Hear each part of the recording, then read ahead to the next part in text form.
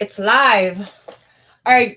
I'm gonna let me just open up another window so I can get on my YouTube app. Actually, we were having a little technical difficulties here, so just give me uno momento.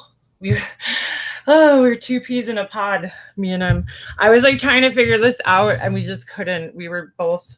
It was so hard because I haven't done this in so long, so I couldn't remember. And her thing wasn't doing the right thing. So let me just get into my YouTube.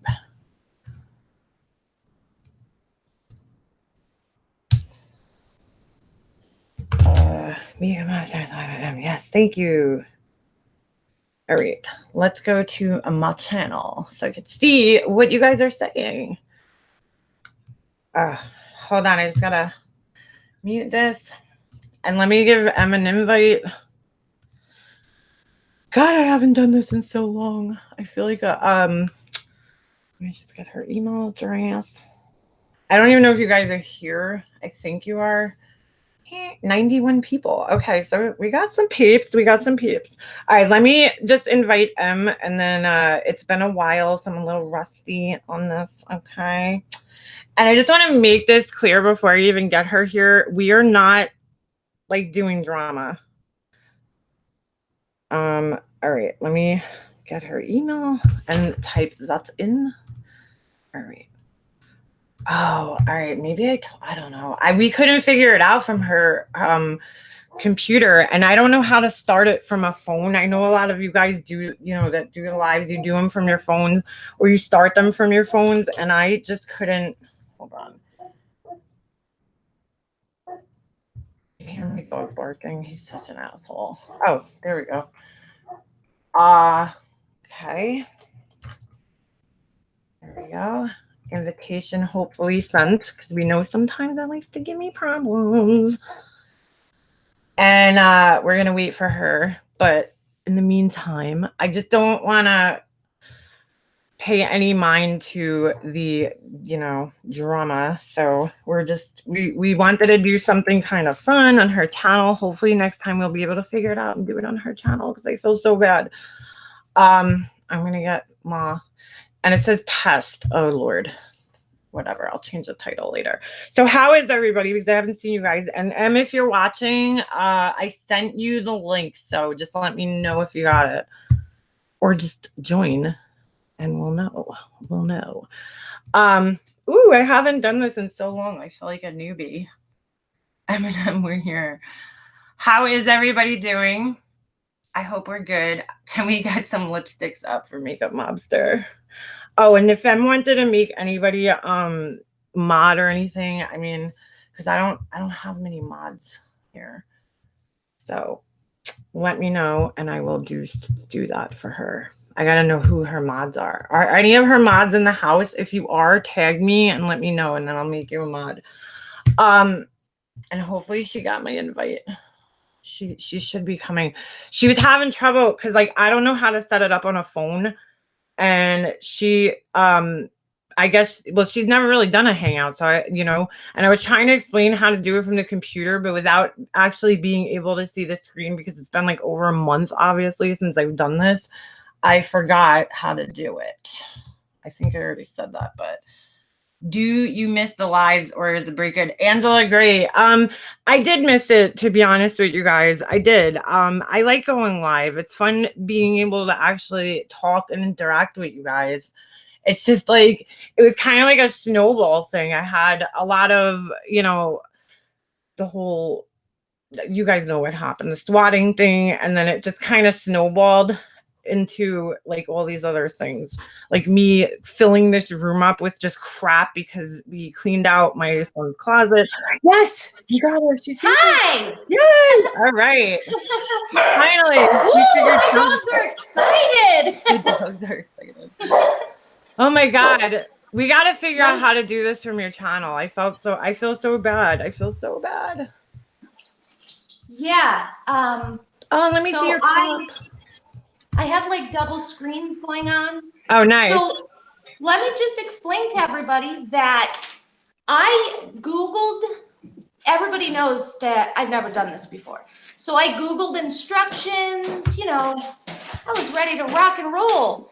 And We didn't work out that way. So we even called each other early to like figure it out, and then it got all messed up. That was sure did. so all So right.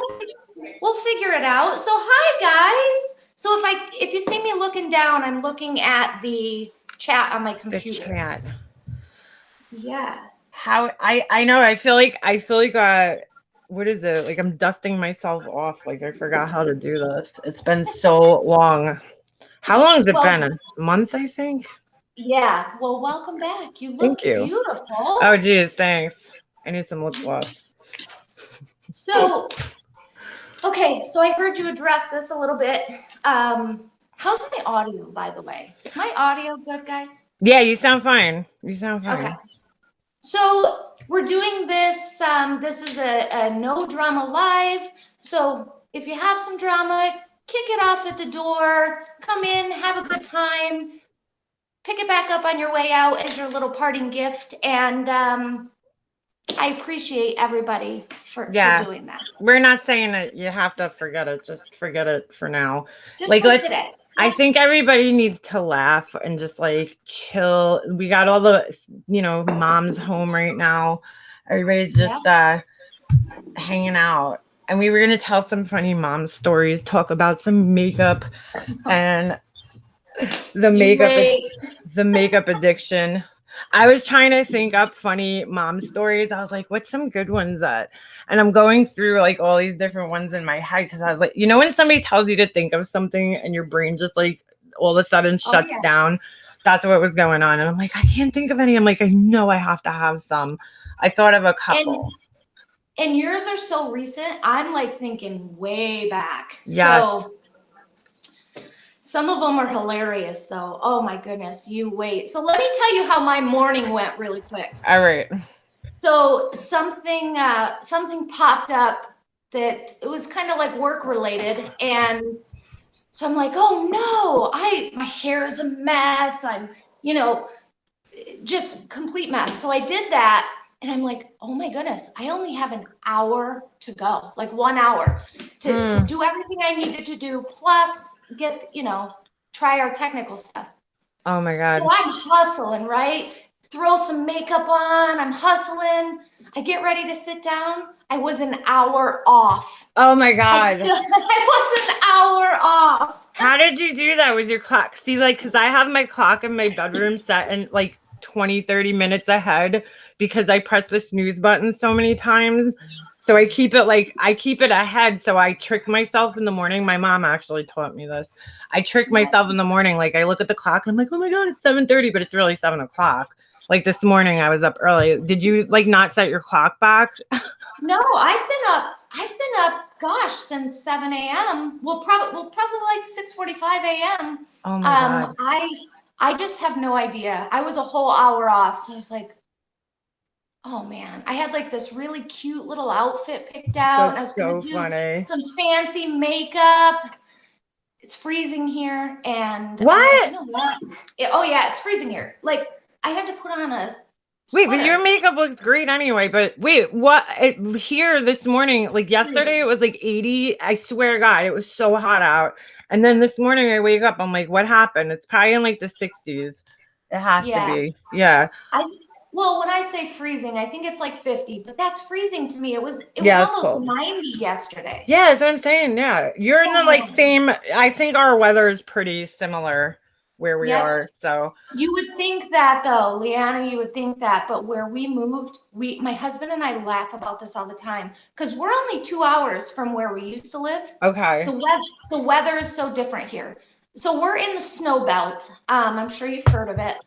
Yeah. And it has either rained, snowed, or had some sort of crazy weather since the moment we have moved in here. Oh my God. Oh, so you guys haven't even been there for the summer yet? This is like your first summer? Yes. And I don't know if you have Instagram, but yeah, I do. You guys follow me over there because it's like Christmas. I've never seen the plants and stuff that are around here. And I have these bushes and they have like heart flowers. Have you ever seen them? No. They're like little dangly pink hearts. Wait, is it a bleeding heart? Like Yes, I'm a plant nerd, so I know my plants. I have yes, that. I have so many of them. What? Oh my God, I've that must never look seen so them pretty. before.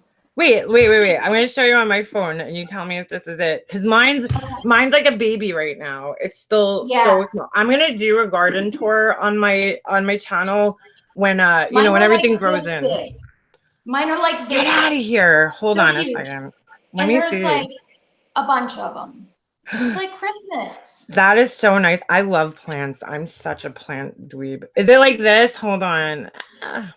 Because mine's like small and these are so cool. I don't know if I ever told you guys this, but like when my mom passed away and I was going through all this like really bad grieving stuff and all the crap, I really just needed to do things to get my mind off of it. So Yeah. what I did was we had this like little area in my yard where the people that owned the house before us, they had like a fountain. They had this huge fountain. It's like a Yep. fountain you would see at a mansion and like in the middle of like this ghetto town that we live in. And and it worked the first year, and then when we had Hurricane Sandy, it blew over and it cracked, so I Oh, put plants in it now.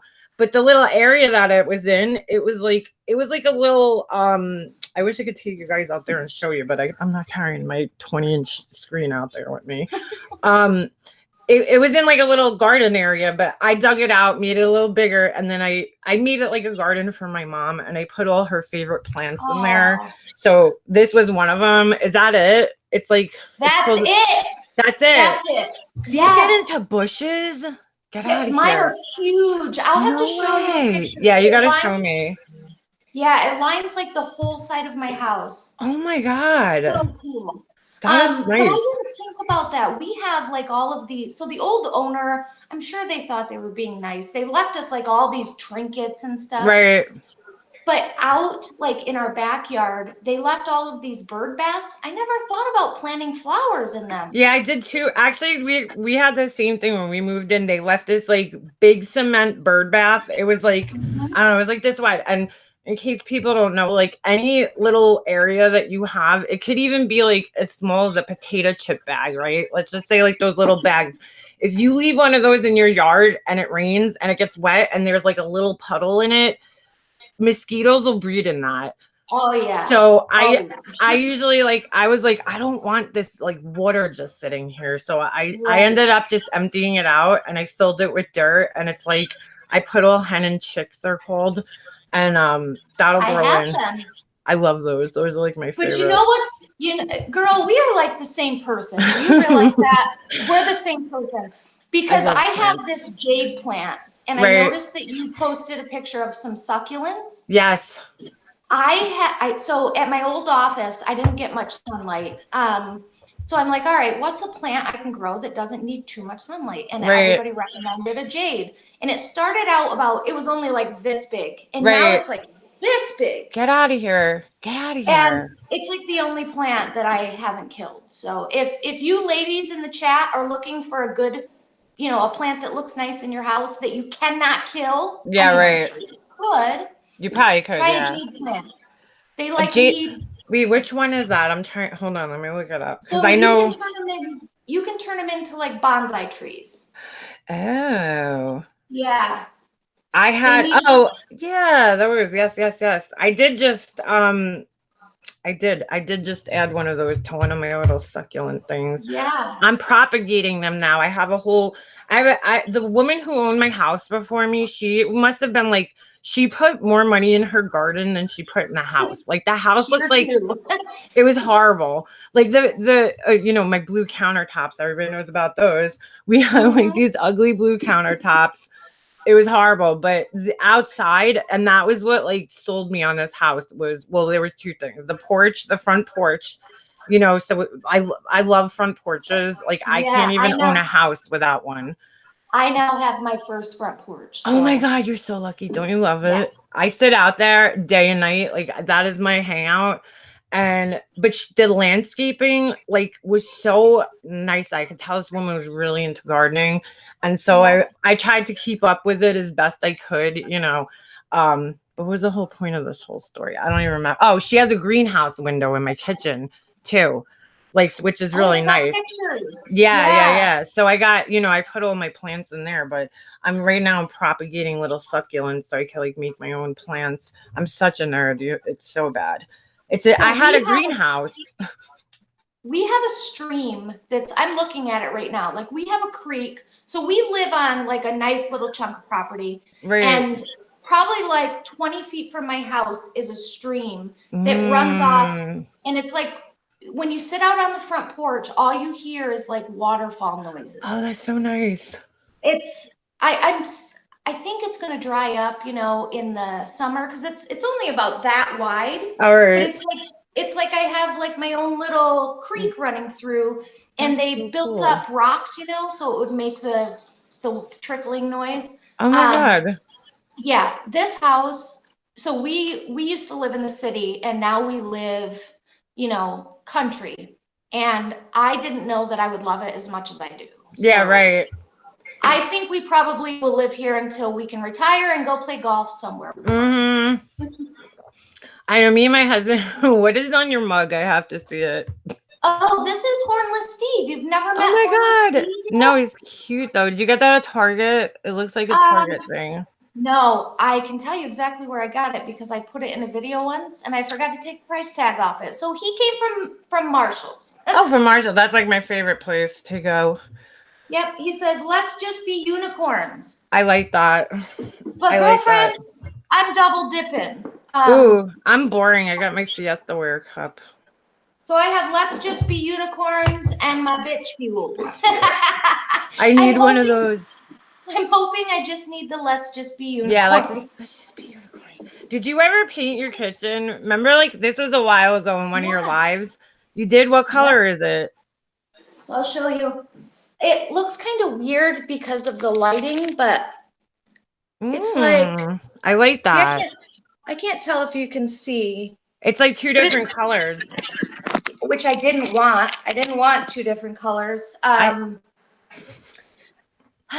But so my husband, I said, all right, I was getting frustrated and I'm like, just go pick out a color because I just couldn't do it. Right. And he picked out a cream color for the top and like a beigey color for the bottom. I like it though.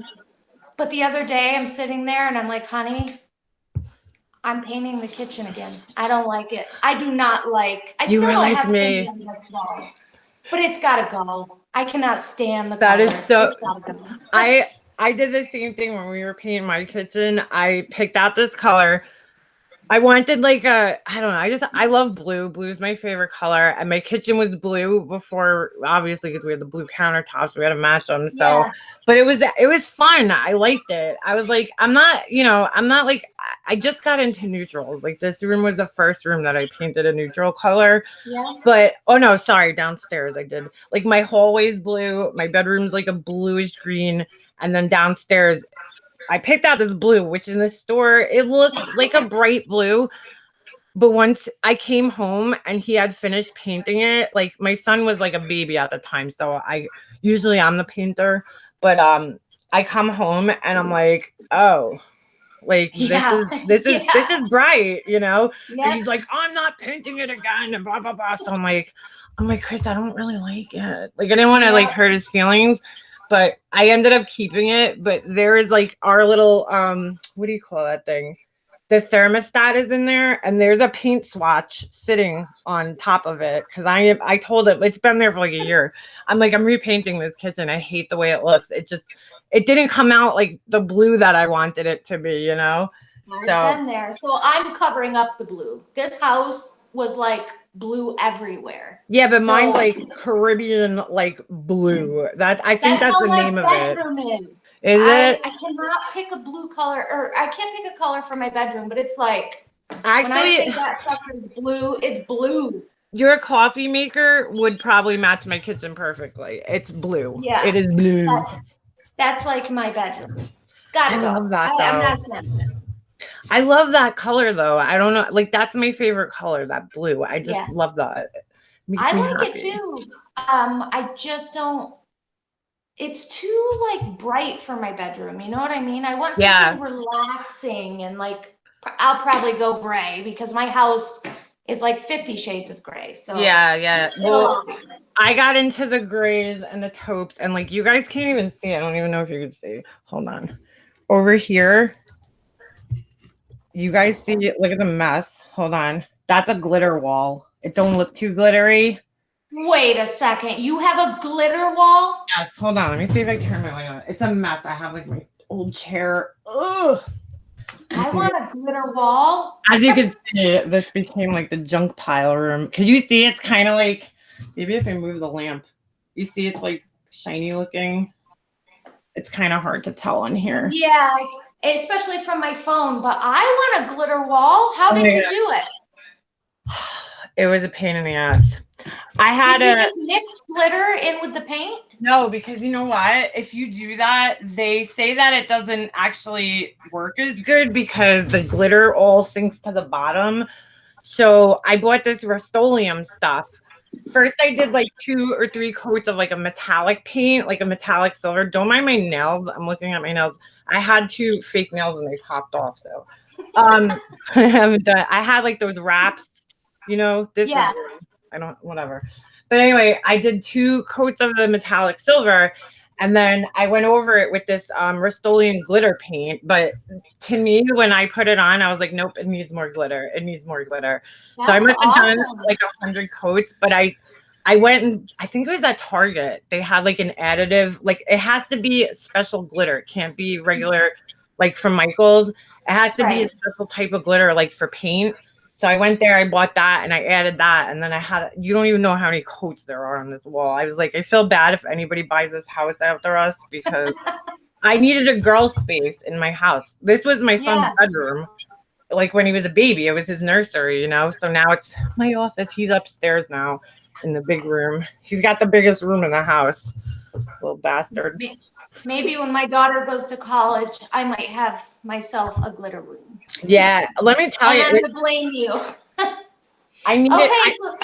What? Oh, go ahead. No, go ahead. I told my son, because I was like trying to keep him out of here. I was like, if you touch the glitter wall, you're gonna grow boobies. So he's like, he won't even come near it. He's like, Mommy, I'm not touching it. I'm like, all right. I keep him away. Could you imagine going to school? My mom says I'm gonna grow boobs because I touched the wall. They're gonna be like, what are you talking about? I told him no, but he always like messes around now. It's like an inside joke in our house if he touches the wall. Oh my God. Kids are funny. So let's move into that. So I thought of a couple of stories, and we're on your channel, so we'll let you have the first one. But some of these, I got thinking, I'm like, man, I'm going to make myself look like a really shit parent because some of these stories, you know, you'll see. Some of these stories are. Your kids are older. You have 2. Yeah. See, that's the difference. When you have 2, it's so much harder, I think. Like, I only have 1. 3. We have 3 because we're a blended family. Oh, so, all right. Yeah. So when they all get together, they do some wild stuff. Oh my God. Yeah. Are they all older? Are they all in the same age range? Yeah. I just realized on here. Our oldest is about 4 years older than the rest of them. But okay. Yeah, they're all older and so busy now. And it's, I mean, I'm sure you have friends that are a blended family. I came from a blended family. I came from one. They all like get along so well, and I'm so blessed because we are like the good old Brady Bunch, and it works perfectly. Does everybody live with you? No. Oh, all right. Yeah, well, that's how mine was. My sisters didn't live with us. They lived with their mother. Whatever. We'll save that story for another time. So at some point they all might. There was almost the entire time it was 2 that were home 100% of the time, except for when they would go visit with their dad, and then it was 1 that we had 50% of the time. So as they got older, and when we moved here, so my oldest came with us. She wanted no part of living with dad. And my youngest, who's a teenager, she's like, Mom, I just don't want to move. I want to stay here. Wow. And, I luckily have an ex that is a good dad. Good. Yeah, And that's great. how, yeah, so one stayed with him. Like, how can you say no? Mm-hmm. So she's only been there, we've only been here for like 4 months. So it's working out good right Well, now. she probably And didn't then, want to leave all her friends and stuff, right? right, Like, yeah, yeah, because once you're in school and you meet all your friends, especially at that age, it's hard to kind of, yeah. you know. So then we have my stepdaughter who still comes every other weekend. So it's not 50-50 anymore, but it's because of sports. Yeah, So right. so we'll go down on like a Friday and we'll pick both of them up, bring them home, and then we have all three together. Wow. Yeah, so crazy. It's They nice, all have different stuff going on, but it's working.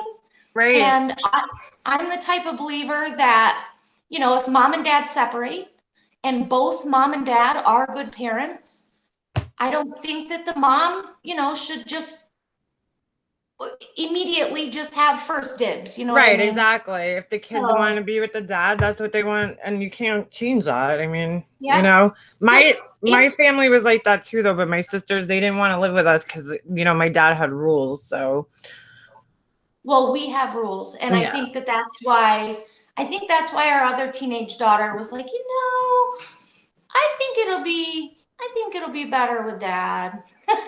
So, hey, you know what? Will that stay that way? Like, who knows? She might get bored and say, "Mom, I think I want to come home," right, and that's fine. right.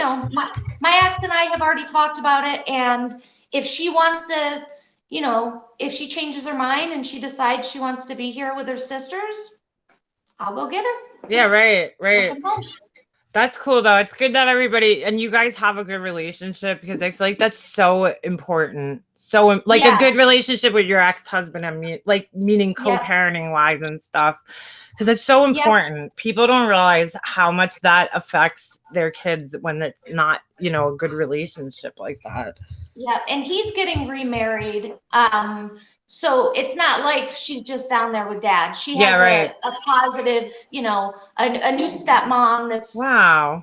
yeah. But the best thing is, so none of us, me or my husband, when he separated from his ex, like we all just worked things out together. We didn't Right. drag shit through the court system and Right, right, all of right. that. If I had to, I would have, but we didn't have to. But he gets along really well with his ex-wife, and I think she's fantastic. So Right. how often do you see that? Not Where very often at all. no, we'll go to like sports games because our younger daughters, they used to play on the same teams. Right, right. So we would go, and it would be me, my husband, my ex-husband, my husband's ex-wife, Oh my her new God. husband, and we Wow. would all just sit there Big like there happy was, family. yeah, like we were fine. That's so So, good though. That really is because I mean, I had a lot of friends and stuff whose parents were divorced, and there was always like, just shit going. yeah, Even with my dad and his ex-wife, there was like, oh my God, it was always like a nightmare with her. She was crazy. She was an yeah, absolute psychopath. So, and my sisters were messed up because of it. It's sad. I don't even talk to them because they were so resentful towards my mom, and yep, it's horrible when they don't get along. You're so much better off like that. It's great. absolutely. And you know why I think it works, especially with me and my husband's ex-wife? Right. It works because I stay in my own lane. Do you know what I mean? Mm-hmm. Like Yes. I am not, I mean, I call her my daughter. I have been with her since she, started kindergarten. Right. But I stay in my own lane. I'm not her mother. Right. I'm not gonna fight with her mother. I will never, ever let her hear me say anything negative about her mother. Right. Um, Right. and I think that's why it's worked. I stay in my own lane. Hold on 1 second, because I just like something just caught my eye in the chat, and Okay. somebody's saying a pink sorry for your loss, and I'm like, what? Whoa, whoa, whoa, whoa, whoa! What happened? Pink. And I'm trying to find it. If somebody could say what happened, so I could. Yeah. Absolutely. I always see this person coffee chat and I'm like, there's so many coffee people. I know. That's why I changed my name. I had to put M at the beginning because Yeah. so it used to be just coffee combos and people were messing me up with other people and Yeah, there's so many coffee people. It's so funny. But I know the difference, obviously, but whoa. No. Hold on. My computer is like, hey, I'll restart in 58 seconds. Please don't do that. Goddamn updates. What do you call it? Wow. So I think that's so nice though. Oh, her yeah. brother's wife passed away. Oh, I'm so sorry, Pink, to hear Oh, that. It's so sad. Ugh. yes, I'm sorry, Pink. I don't know if she's still in here, but I'll text her later. But oh man. Oh, that's horrible. And I'm looking in the chat and I'm seeing some stories about people that have, good step parents as well. So, Yeah. There's so many people who think, I don't want to date anyone with kids. Let me just tell you that it doesn't always go wrong. It can Yeah. go very, very right too. I mean, I don't even want to use this. I hate, I'm not talking to my brother and everything, but he's a stepfather and I know he's a good stepfather, I'll give him that Yep. with his stepdaughter and stuff. Because of course, like growing up in the way we did, where our dad did not get along with his ex-wife, the way that it's you don't want to put people through that, so it was kind of scary to me when I knew he was marrying somebody that already had a kid, because I'm like, like my sisters resent my mom, and my mom was really good to them, but at the same time my mom's only like, I don't know, 10 years older than them, so she's like my dad grabbed the cradle, but you know what I'm saying, like, I have a dad that did that too, trust me. Well, my dad was 12 years older than my mom, so which is kind of weird. Were like 20 years apart. Oh wow, yeah, that's a big difference. I have a brother that's like, I don't know, maybe 2 years younger than my mom. So yeah, isn't that weird? Because it's very weird. My oldest sister is like the same age as my mom's youngest sibling. Like, so it's like, it's a little like, I could have put myself in their shoes and imagine what that's like, where there's like this woman who's not that much older than you telling you how to do things. And I think she's only like 3 or 4 years older than my oldest sister. Because my nieces, when I was like 2, my niece was born. I was an aunt. Yeah. And then my well, my nieces and nephews are like a couple of years younger than me, so I grew up more with them than my sister. My sister was already an adult by the time I was born and a kid and everything. So I'm telling you, we're the same people. I'm telling you. Crazy. Okay, so let's jump into some parenting stories. Oh, here we go. And I brought something. Oh my God. To kind of give a little example. So this is all I'm going to show you. What does this look like? So get ready. What is that? It looks like a massage. I wanna think it's a massage thing, but I don't know. Oh man. So I will let you go first, my dear. I was thinking, well, one of the stories that I was thinking at, I might have even told this on my channel before, I don't know. Because my son's very rambunctious, let's just say. He's a handful, okay? He was born kicking and screaming, and he hasn't stopped moving since. And so, you know how on Facebook, I don't know if you have Facebook, but when you go like, they have like all those memories, Facebook memories, and you could see like things that you posted. Yeah. So I get all these like little, videos that I put up when he was a baby and everything. And he's like kicking. And I'm like, this kid never sat still. Like he is just always going. He's like a little wind up toy, And then when he sleeps, when he finally crashes that night, he crashes, But he's always been like so curious. We had to batten down the hatches over here. Everything. We had gates everywhere. We had locks. We had to put like locks at the top of our doors, because he would just run out all the time. And he's such what my dad used to call a yenta. Like he's in everybody's business. He has to know if he hears me talking outside, he's like, boom. So he was 3 years old and I'm outside talking. I went out to get like the mail or something, and I'm very friendly with my neighbor that lives across the street because they're like around the same age as me, and I'm talking to her, and I'm sitting there talking to her, and all of a sudden I see her face like light up like this, and I'm like, what are you looking at? I turn around, my son, now this is at 3 years old.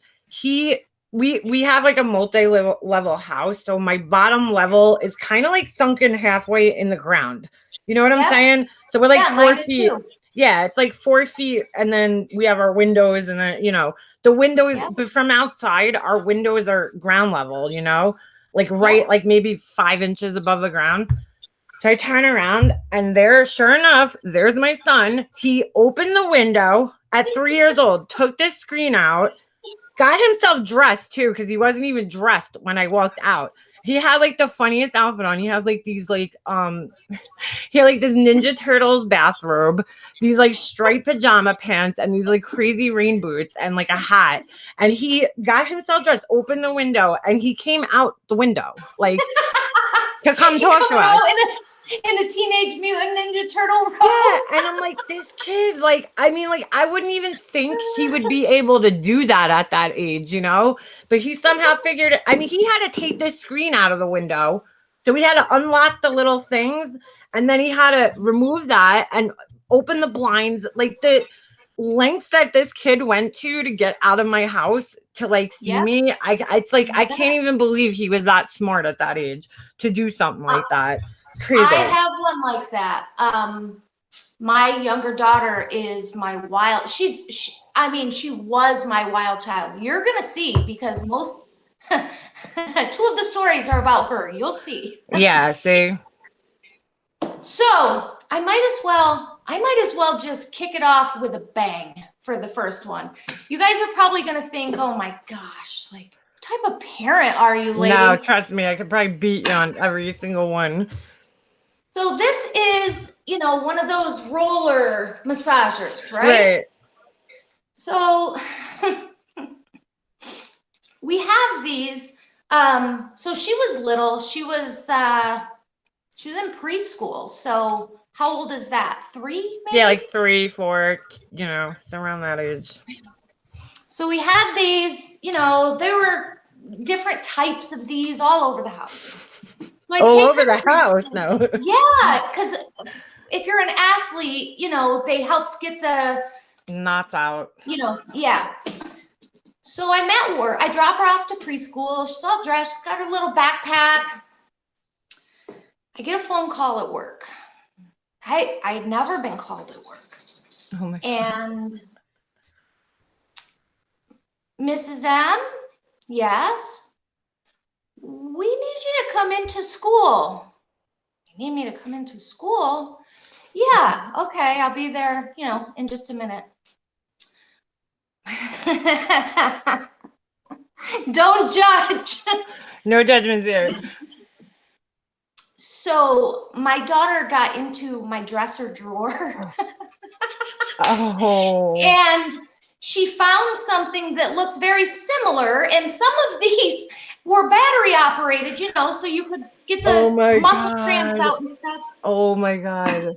She brought a toy to school, and she got to school and she was so proud. Look what I have. And she's rubbing it on people. She's like, it's to help with your muscle cramps.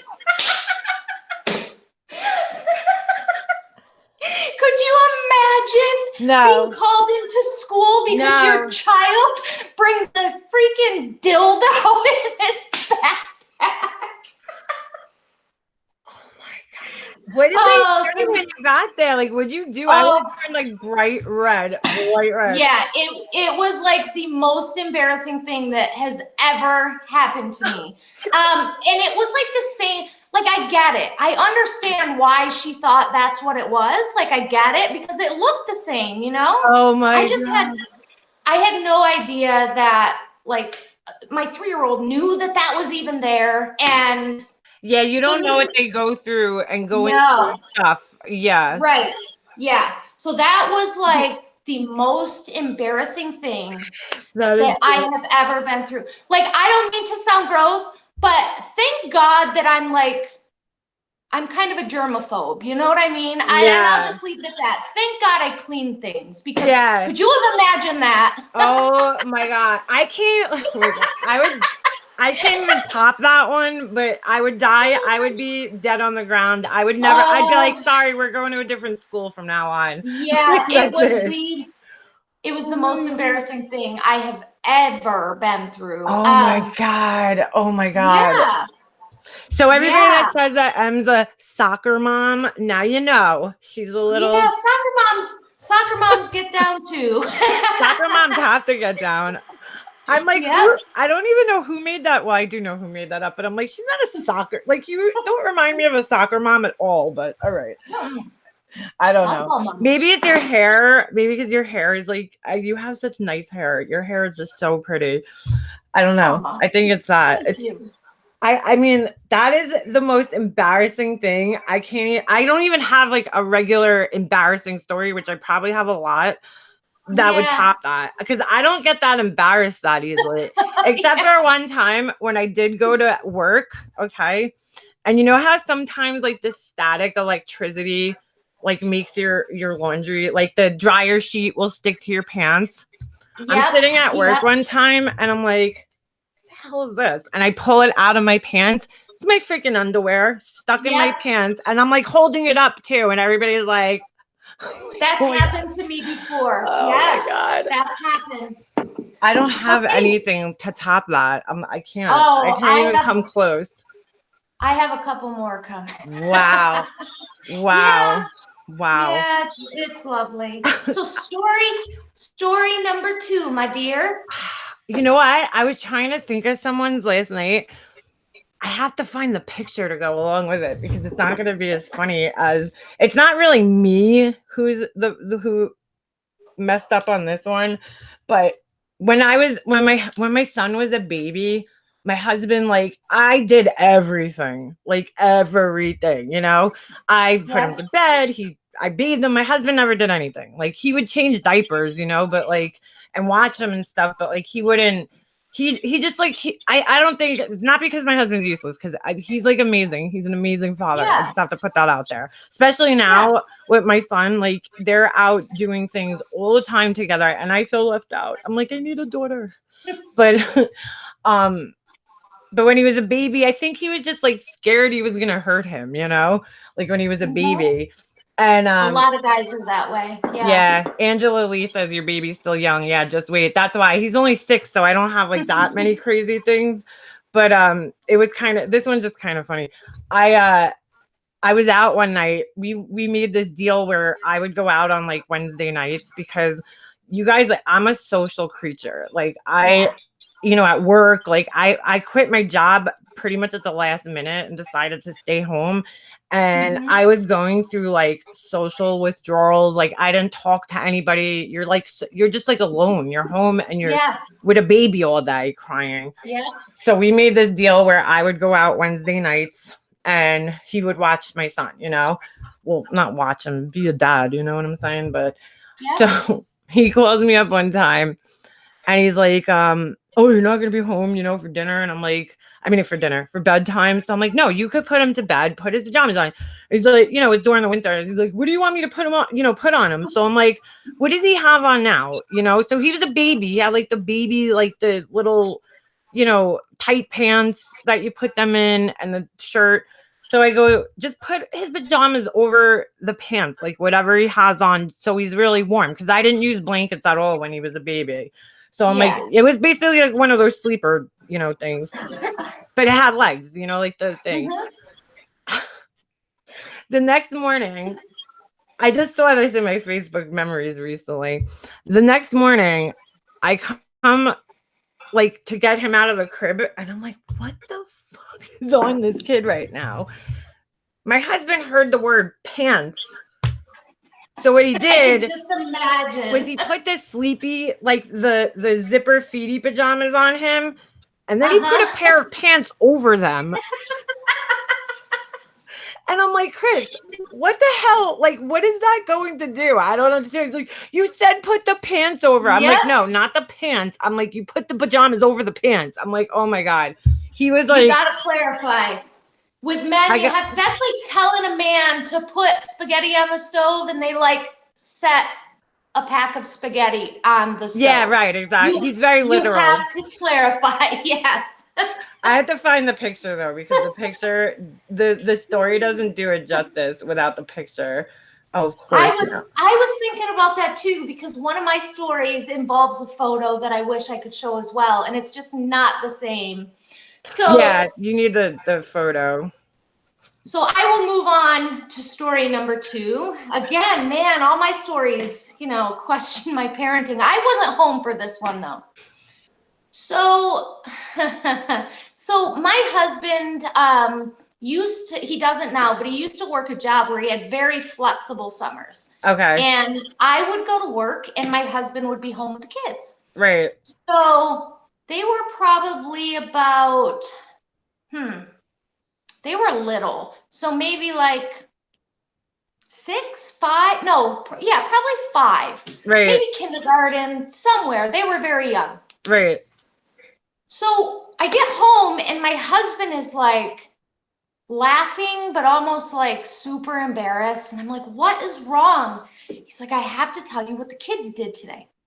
So, okay, so they were playing t-ball. So they had to have been 4 or 5. Right.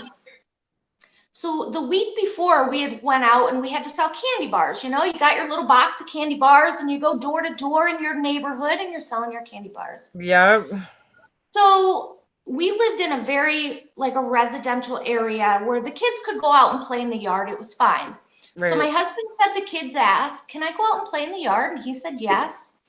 And all of a sudden the kids come back in with all this money. And my husband's like, where'd all this money come from? Oh my God. We did fundraising. My husband says, what? You did fundraising? What? They took a whole bunch of jelly beans and they went door to door. Would you like to buy a jelly bean for $5 for charity? God. Oh my God. So my husband had to take them back outside and go to and all of our neighbors bought a jelly bean for $5. My husband had to go to every single neighbor that we had and make them give the money back. Oh my God. They didn't understand. They thought, okay, we're selling these jelly beans for charity. Could you? How do you even think of that at that age, though? That's pretty scary. They were little hustlers. Damn. They were hustling even at 4 and 5 years old. Oh, I should say my son does that too. He sells his baseball cards and he has all these little things that he wants to sell all the time. Yep. I pulled in from work one time and we had a very long driveway, and at the end of the driveway they had a cardboard box flipped upside down and they had red Solo cups and a Kool-Aid mixture of lemonade. Good for them. They were selling a cup of lemonade. $5 was their thing. $5 lemonade. And people the mailman bought some. And I'm like, I asked my husband, I said, you didn't see that they were doing this? Oh my God. Oh so then I tasted the lemonade because, again, 5-year-olds made this lemonade. And that poor mailman, he probably took a sip and wanted to puke because it was the nastiest. So sweet. Yes, but these darn kids, they were always trying to hustle, sell something. Oh my God. So luckily I caught that before they got going too far. They had only been out there for 15 minutes, but oh my God. Both of those things happened pretty close together. It was the same summer. So, we then realized that these kids were trying to set up their own little business any chance that they had. Oh my God. I love it. My son's the same way though. He runs out. He sold my neighbor hockey cards one day. I'm like, no. I'm like, you're not selling him your hockey cards. Oh my God. He's always doing this. He has his little register he brings out with him and he's sitting out there. I'm like, this kid is such a freaking hustler, man. He really is. So when I was a kid, I don't know if you know anything about Michael Jordan. Yeah, of course. So his rookie cards were very valuable. Mm-hmm. And I took my brother's Michael Jordan rookie cards and I walked them. We had this little store that had penny candy. Oh my God. I walked all these rookie cards over and I traded them for penny candy. I didn't know. I was like 5. Oh my God. So my parents walked me back over there and tried to get them back, and the business owner would not. My parents are like, look, I'll give you, $100. Oh my God. Give these rookie cards back. People would not do it. The business owner would not do it. No. Wow. Oh my. Yeah, because he knew what he had. He knew what he had. Oh yeah. There. Wow. And all he had to do was give me some little Tootsie Rolls for those rookie cards. Your brother probably still brings that up, I'm sure, at like Christmas time and stuff. Oh yeah, he does. Absolutely. Oh my God. It's like, we can all laugh about it now, but yeah, it did not go down well. My brother would have killed me. My brother and me, we used to get into like these fights as kids where like we were like psychotic. Like he stabbed one of my tapes one time with a pair of scissors when my girlfriend was sleeping over. I was so mad at him. The Return of Jafar. It was like the continuation from Aladdin. He like took the scissors and like stabbed right through the freaking movie. I'm like, you bitch. I still bring that up too. I'm like, you stabbed my damn tape, you asshole. I did something really, like my brother was like my idol. I loved my brother, but I did something so mean to him. So in the house we lived in, it was a 4-level house. And at the very top, it had my bedroom and my brother's bedroom, but my brother had to walk through my bedroom to get to his. And the light was on the other side. Right. So I had to have been, I was tiny. So I took toothpicks and I stood them up in my carpet all the way across my God. So he walked upstairs and the light was off and he had to walk across toothpicks. And I will never forget, at that age, you don't think that, I'm just going to play a little joke. You don't think that you're going to hurt someone. Yeah, right. And I remember my mother picking toothpicks out of his feet. Oh, that was, I can't remember why I did it. Obviously, I was like 4. But I thought it was going to be like the funniest thing ever. You thought you were a goonie. You were like, booby traps. Yeah, so don't ever do that.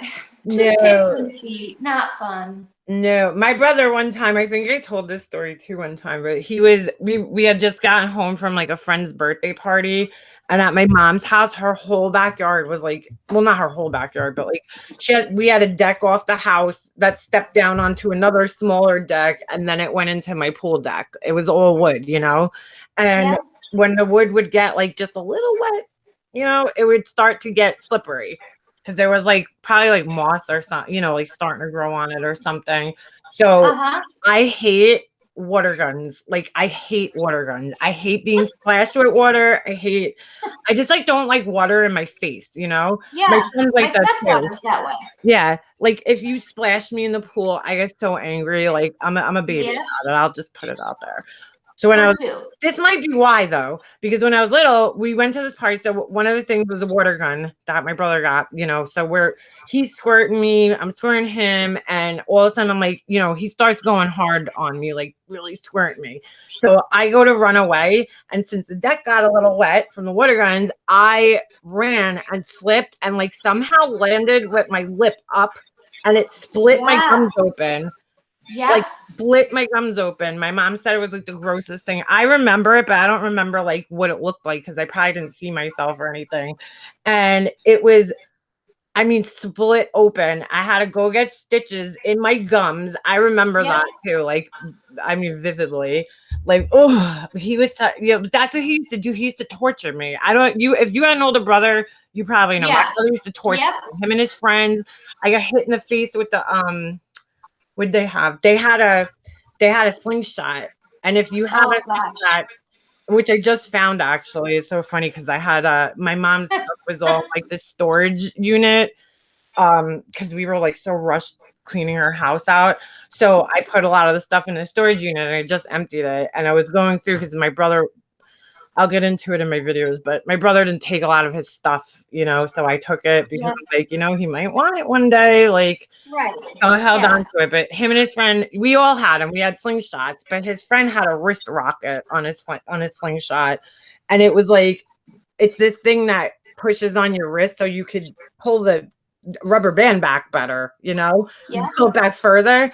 So he tells me his friend was worse than him. His friend's like, hey, Leon, he's like, you know those ducks at the carnival, you know, that you shoot at?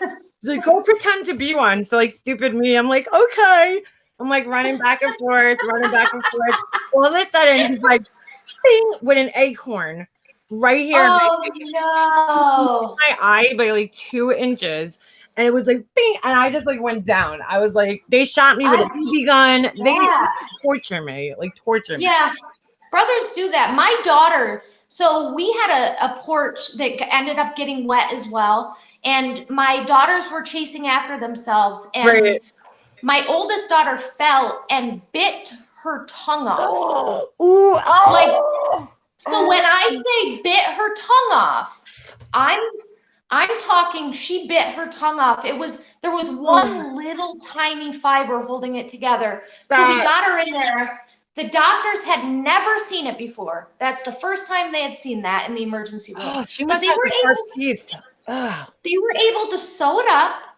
And I'm not kidding you, within like 2 weeks, it was completely healed. And I just asked her like a week ago, I said, is it numb or anything? And she said, just in one little area, it's numb. I believe that.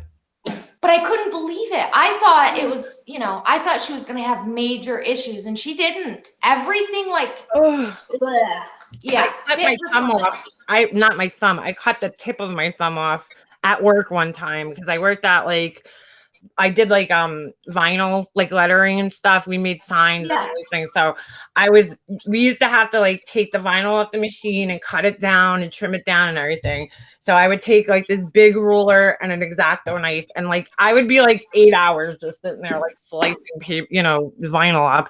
So I put the ruler down one day and I have the X-Acto knife in my hand, and it flipped off the ruler. I had just changed the blade, like brand new blade. So it went through my nail. It was this thumb, and it went through. It literally went like right. I don't know if you guys could see, but it went right through there. So it actually cut my nail off. And the tip. I don't know. You guys aren't gonna be able to see it because it's like almost gone. But like right there, this whole chunk was hanging off by like a little tiny thread, and I thought I was gonna lose it. I mean, it was like the whole tip of my finger over there.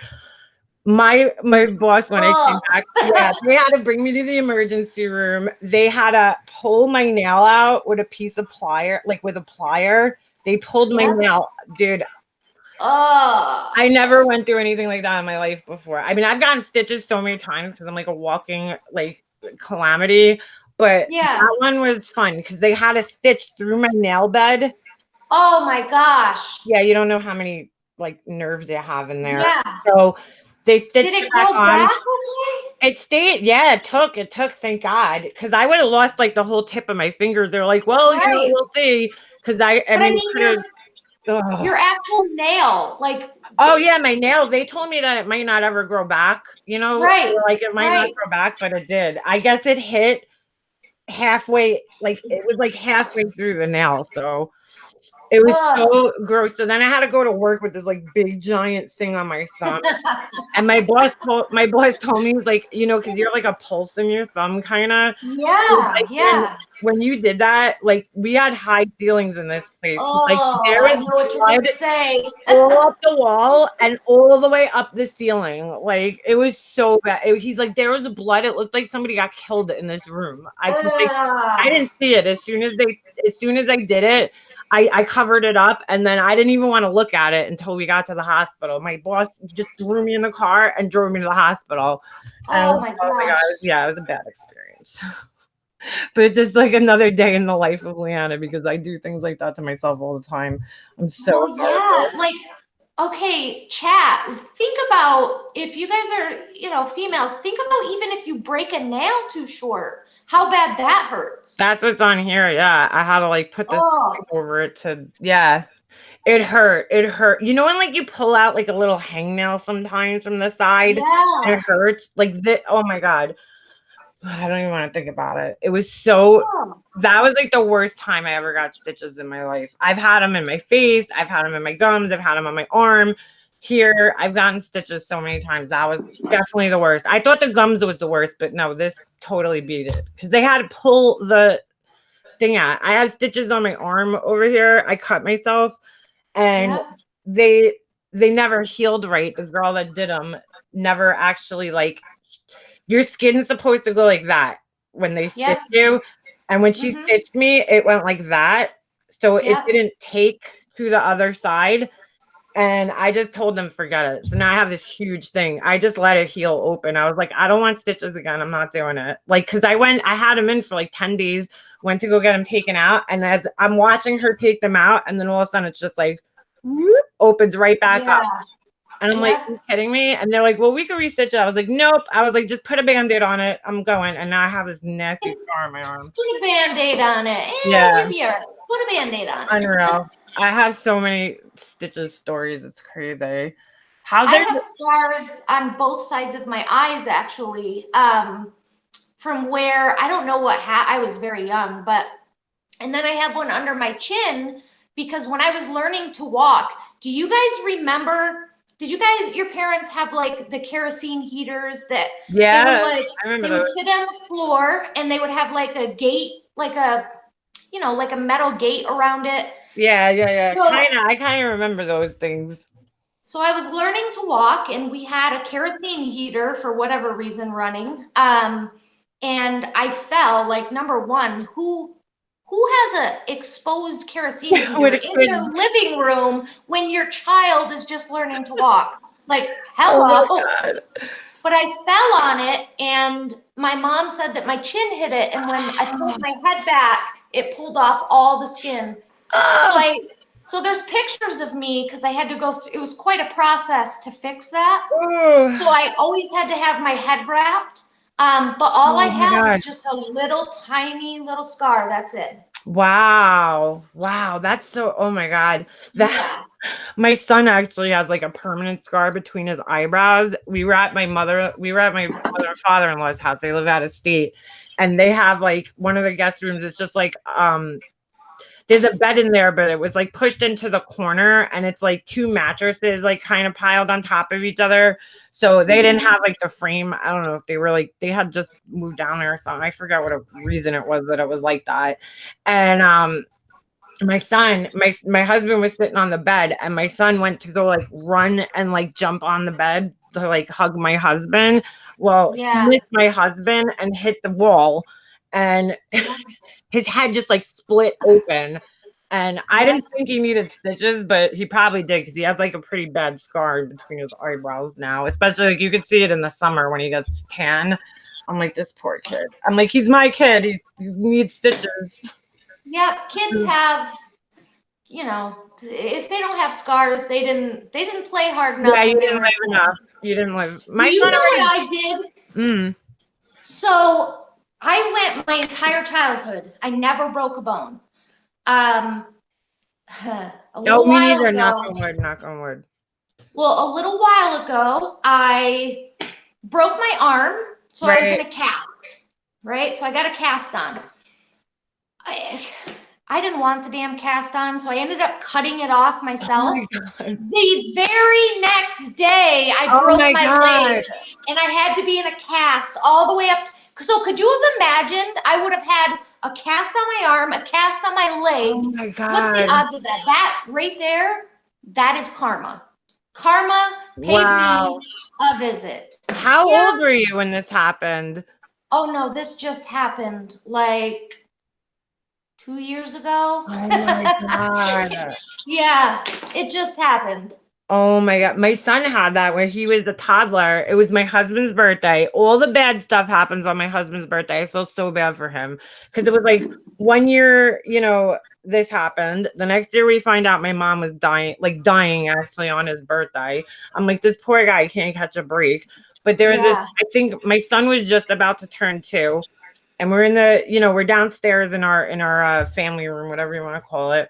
And he's just playing, my son, he's walking around. He just learned how to walk. He started walking Yeah. kind of early. I think it was like 10 months. I don't remember. I don't even remember. I'm so bad with that stuff. But Well, look at that kid on skates. Of course he walked early. Are you yeah, kidding me? yeah. I Well, just told my husband about that. he was crawling early and then he walked like early, but I don't remember, like it was at the end of 10 months, I want to say, which is kind of, I guess, early. And he's walking around and he's holding on to the furniture and he's like playing. And he didn't just learn how to walk because he was almost 2 at the point. What am I saying? At this point in time, he was just about to turn 2 because his birthday is New Year's Eve. So he's on the couch, and he's just playing with things and whatever. And all of a sudden, like, I go upstairs for 2 seconds. 2 seconds. And my husband's down there and he's watching like TV, so he's not paying attention. And I just hear this like, and I'm like, what the hell's going on? Oh, goodness. I go downstairs and my son's like screaming now. He wasn't like a crybaby when he used to like hurt himself, even as a kid. He would cry for like a second and get over it. He wasn't like that bad. But he was like really crying this time. So I said, let's take him to the emergency room. I'm not the emergency room. There's like this little doctor place because we got him calmed down and everything. But I'm like urgent care? Yeah, like an urgent care. Like, but he was walking still, but like, I don't know. It was weird. So I bring him to this urgent care. They do x-rays and the guy's like, no, everything looks fine. He probably just like bruised the bone or something like that. And he's probably going to limp, So I'm like, all right, bring him home the next morning, bring him home that night. The next morning I go in, and his crib used to be actually right here. So I walk in and he, every morning he would greet me standing up on the crib. And I'm like, oh my God, he's not standing up right now. Something's wrong. So he would not put any pressure on his legs. So I'm like, what the hell's going on? So we went to the emergency room now because I'm like, I don't trust this. Like something's going on. Bring him to the emergency room. It took like 6 doctors to finally see that he fractured. He had a spiral fracture. That's what it's called. It like goes around, your bone, your shin. So we don't even know how he did this. We think they told us it's called actually a toddler fracture, that it's from like a twisting fall motion this happens to a lot of kids. This poor kid at like not even 2 had this cast all the way up to his hip, and he was so funny. I gotta find a video one day because he looked like but you wouldn't even know he had this cast. He was like he was like hobbling along with his little cast. I had to cut all of his pajamas. Like I had to cut the foot off of all of his pajamas because the cast was so big it didn't fit in the foot. It was a nightmare. He had that on for, I don't know, I want to say like a month maybe, but it was, all the way up to the hip, but it didn't slow him down for a second. He just kept going. You know what I did? So, and everyone in the chat, please listen to this because I didn't know this and I almost died of I freaked out. So, how the kid's in the middle and you have one parent on one side and one parent on the other side, and the kid will grab your hands and they'll swing. Yes, we do that all the time. Don't ever do that. Why? So I ripped my daughter's arm out of socket. Oh, my mom I didn't do it. Once. Yeah, it's called nurse's elbow is what it's called, because apparently back in the day, the parent or the nanny, it's called nanny's elbow, would lift the child up by its arm. Ooh. I literally ripped my daughter's arm out of socket and I brought her into the hospital and I was freaking out. I was bawling. My daughter was only 1. Oh my God. Yes, absolutely. So people know what it is. Nurses need elbow. I never heard of this. The doctor's laughing at me. He's cracking up and he's like, I see like 5 of these kids a day. Trust Oh me, my you God, get out of didn't here. hurt your child. Your child is fine. This happens. So don't ever do that. My mom used to do that to me all the time. So we do that to my son. I didn't even know you could hurt Yeah. them like that. Shit. Oh yeah. I mean, it Yeah. messed her up. And they just popped it back into place and she was fine. Went about her business. She Well, was totally fine. my mom told me when I was little, I don't really remember this because I was probably like a toddler.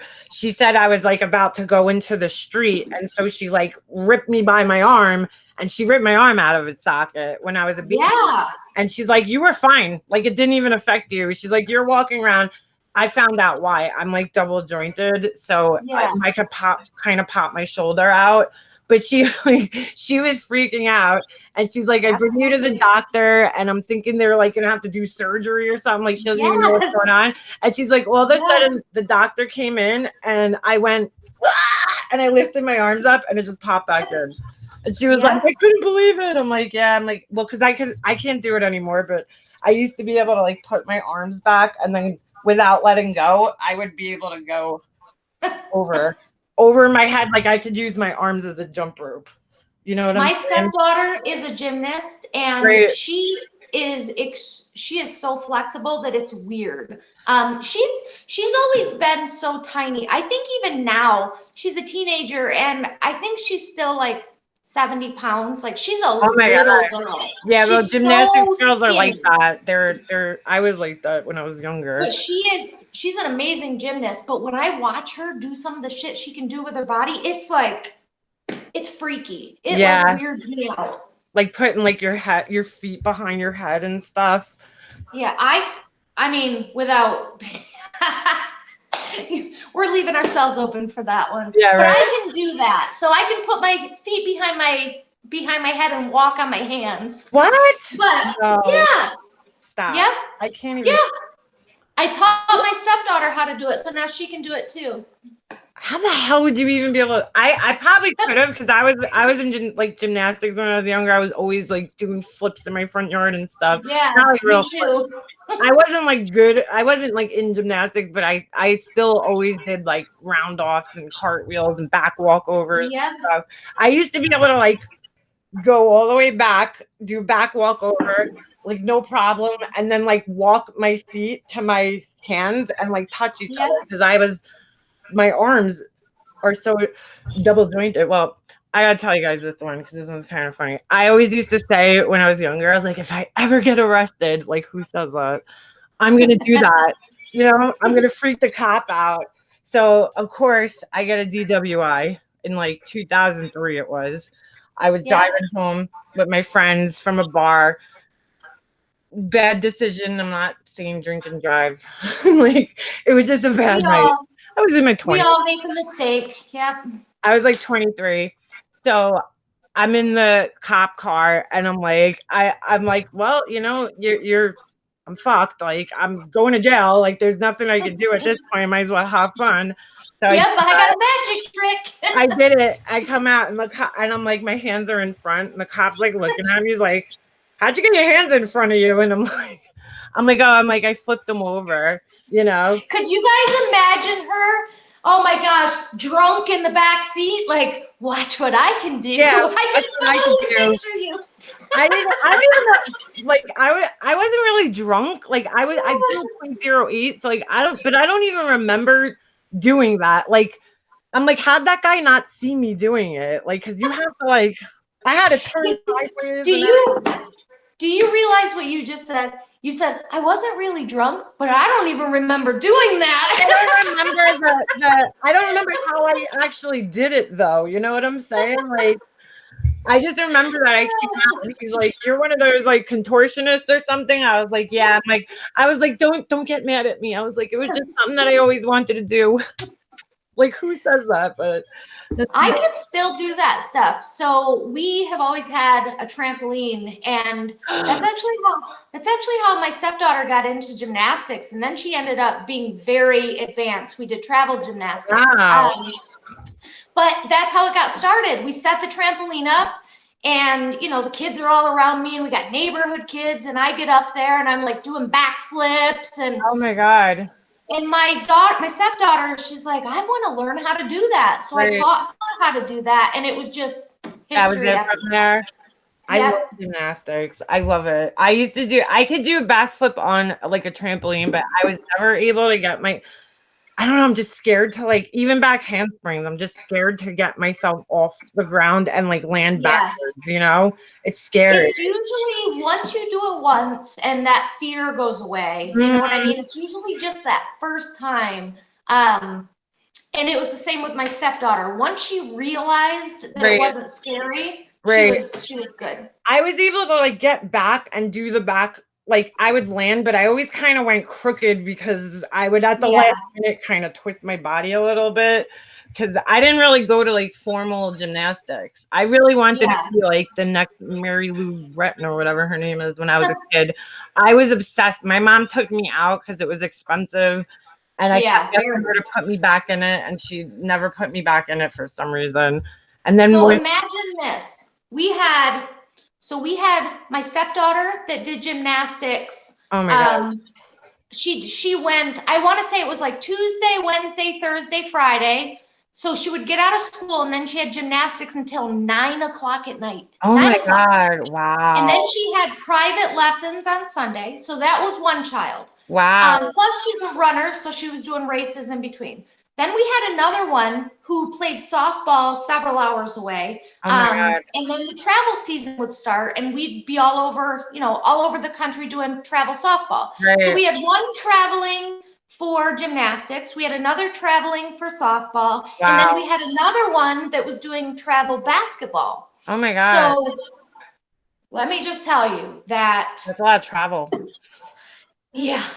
Like this summer, my poor husband and I, we won't even see each other. Like, oh my God. Yeah, we won't even see each other. Wow. But the way I see it, you work, all of the kids, you want to have that college scholarship. And if you see that your kids are good enough to get it, like your son with hockey, I'm sure. That's how I always say, I'm like, if he at least just gets a scholarship for hockey, I'll be happy. If that's like the most he does with it, then I'll be happy. I'll be very happy. And hockey, so I bet you by the time all is said and done, we spend about, I don't know, maybe $10,000 to $15,000 a year on softball. Wow.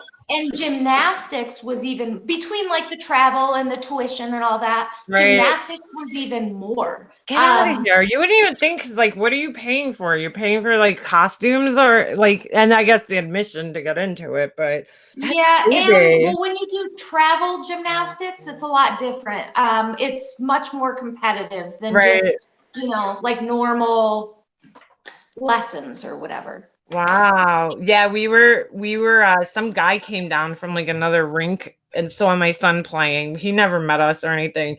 He's like, how old is he? He's like, he wanted us to join the travel team for this other rink. Absolutely. And well, we're not doing it yet. We said we're gonna wait until he's like probably like 12 because I'm like, he's getting burned out. And I even this week we didn't bring him to hockey Monday, which we usually go Monday. He was doing Monday, Tuesday, Thursday, and Friday playing hockey, and Saturday morning he had his games. And like it was getting too much, So I'm like, I think we need to slow down. My son even said, he's like, I want to take a little break. So we're like, all right, because he's going to hockey camp this whole summer. So he's gonna he's gonna have no choice. He's gonna be playing hockey every day. So not that he has no choice, but the sad thing is, these kids. So let's say there's a kid who's awesome at baseball, right? But their parent can't afford, the $250 a month tuition for a travel baseball team plus all the equipment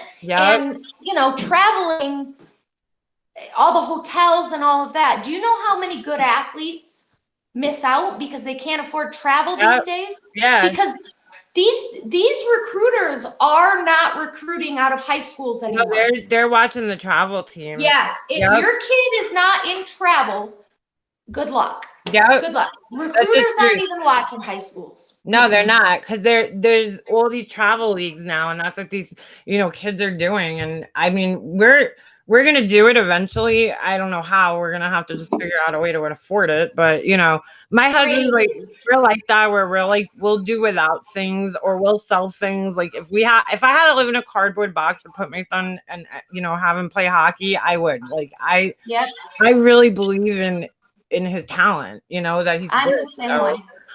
I'm happy that he's into something and he's really good at something, you know. It's nice. Yeah. It's really nice. And it teaches them, like, it'll teach him work ethic. It'll teach Right. him, you know, Teamwork. better social skills. Yep. I mean, my kids have learned so much from sports that I could have never taught them. Exactly. It teaches them discipline. It teaches them teamwork and all these other things, which I was never like a big sports person. Like when I was younger, I played sports. I was athletic, but I did track and I ran. I played softball when I was like in like elementary school, but I was, you know, I was athletic, but I wasn't like a big like sports fan. Like watching sports, I didn't care to watch anything, you know.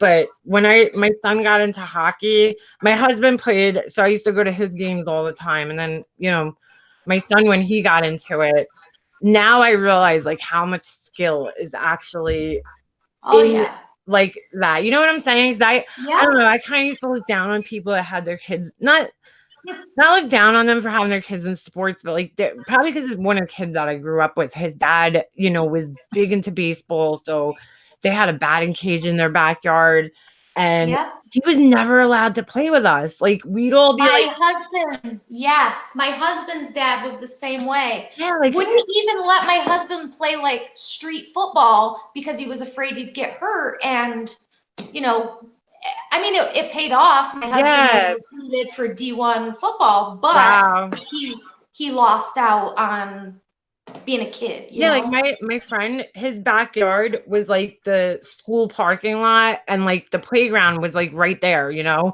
And we all used to like go and hang out on the playground and be like running around, you know, when we were like elementary school, like 5th or 6th grade.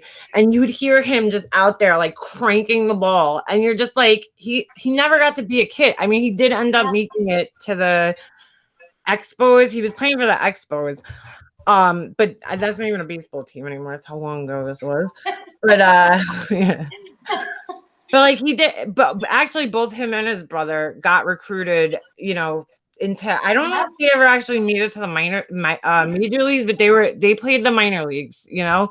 And it was like, yeah, that's great, but I don't even think they ever, like, he hung out with us, but he always had to do baseball first, you know. Like I don't want to be that parent where I'm forcing him into sports. I am he doesn't want to do it though.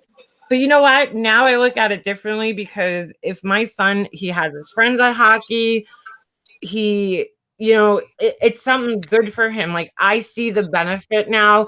It's keeping him like away. He's somewhere else. He can't get in trouble somewhere when he gets older. I hope to God he sticks with it. I really do. Because now he's telling me, I want to play baseball, mommy. And because I love baseball, I was brought up in a baseball house, like Yankees, you know, like that's a house that we were brought up in. And I would love him New Yorkers. Yeah, of course, you know. My dad's from the Bronx. I can't not like the Yankees. The Bronx, yo, the Bronx. Bronx. My dad, he was from the Bronx. He actually grew up right near the Bronx Zoo, so could play. I've always wanted to go there. I've heard good things about the Bronx Zoo. Oh, you've never been there? No, Leanna, I've never been to the city. I'm this close, and I've never been to the city. Nope. So I have family in Long Island, and I've been there to see them, but I have never have gone to the city. So you've driven past it, but you've just never actually went in? Yep, I've never been. Here. Wow, you need to go. I'll be your tour guide one day. I love this city. I'm telling you, I should drive down there someday, and we should do a New York City day and film it and have fun. And it is there's so much to do and see. And I mean, I love this city. I love the city. I could go there. I wanted to live there. My husband would never live there, but I definitely would have lived there. See, Crazy Gemini says, I'm born and raised in New York State, still live here. have never been to New York City. Okay, What? so I am not the only one. All right. I guess when you live up like further up in the state, like then it makes Yeah. sense that you wouldn't come down here. But I'm Long Island, like you can't not go to the city. Like you're kind of connected. We have to go past the Right. city to get anywhere. So Yeah. I've been there so many times. It's only from where I actually grew up. It was only like an hour train ride, so not even if you take the express train. Actually, it might be like a little bit more than an hour, but it goes so fast you don't even realize it. Yeah. I think I'm like 3.5 hours from the city. I think maybe 4 hours, somewhere Wow. like 3.5, 4 hours. So I'm not too far. I've just never been. See, what I want to do is because I've been to the city so many times, like I've been to the Thanksgiving Day parade and all that crazy shit. But Oh, lucky. I've never gone to the top of the Empire State Building, which is definitely one of No? like that's on my bucket list. I did the World Trade Center last year, and let me tell you, Oh. that was just the most unbelievable experience ever. Because it's So, like, Leanna, you know this, and a lot of people, if you're not from New York, I mean, I know you've heard about 9/11, but yeah, anyone that lives, I remember being when it first happened. And again, I'm 3.5 hours from the city, and I right, remember everybody just being petrified, yeah, so scared because we didn't know what was happening. We yeah. didn't know, I don't That know. was the weirdest day. I mean, just in general, it was just like the whole. I know Life Rewinded is in here, and she knows a lot. She's from New York too, and she actually lives in one of the 5 boroughs. I won't say where because I don't know if Yeah. she shares that, but she knows people that died in the World Trade Center because she was so close to Oh my where gosh. it happened. What were you doing on that day? I mean, That we all remember. What were yeah. you doing? I was in college. I think it was in like my 3rd year of college, and I was just working. I took an acting class. I don't even know why. I don't know. I went through like this weird thing when I was in college where I just didn't know what I wanted to do. Yeah. I took an acting class, and I was at the local community college over here because I went 2 years to like what I guess was it a university? Yeah. And then I came and went to this little community college for a year to figure myself out, I guess. Yeah, absolutely. I took this acting class, and I remember somebody came in the morning and they were like, "Oh, a plane hit the World Trade Center." But like at that time, and I had heard stories before that there back in the day, like sometimes a helicopter or a small plane would hit the Yeah. antenna, you know? So my Yep. teacher, like I was like, as soon as I heard that, I'm like a news junkie where I was at the time. And I was like, the whole time I'm just sitting there like, oh my God, I want to go out. I want to go to my car. I want to go listen to the radio, because we didn't have cell phones back then. We didn't have smartphones to look this Right. stuff up on. And I'm like sitting there so impatient. My teacher was such an arrogant asshole, this professor. He was like on a soap opera, and he thought he was like George Clooney. I'm like, dude, I never even heard of you. You need to chill out. And he comes walking in, he's like, it's no big deal, Oh, yeah. It was a short class. I remember I got into the car, and the first thing I did was go to turn on 1010 Wins. Do you got that station up there? No. Yeah. All right. Well, that's like 1010 Wins. I know Life Rewinded knows what 1010 Wins is. It's like that's like the New York City news station. Like, so if you want any kind of traffic, weather, whatever, anything that's going on in the city, you turn on 1010 Wins. That wasn't coming in good where I was. So I go to Howard Stern was on. We didn't even have satellite radio back then. I don't even think, right? Right. Right. Yeah. Whatever. And she wrote 1010 Wins. And all of a sudden, like they were broadcast. Actually, you could watch the broadcast on YouTube. They have it from that day, Howard Stern's broadcast. And I listened to that, and I'm like driving home, and I don't remember if it was like the second tower had just got hit when I got in the car. Yeah, it had to be because it was like a little while after, right? It was like 45 minutes. And I remember I went to go to the deli, and I remember when they started bugging out on the radio, like I just looked around in my car because I was just about home, and everybody's like looking at each other. It was like the whole world stopped at that moment. Right. Because you could tell everybody was listening to it, even though, I couldn't see them. And I remember everybody just like sitting there and looking around, and it was like so weird. I get into the deli, and like all these people are just glued to the screen. We're all watching like what's gonna happen.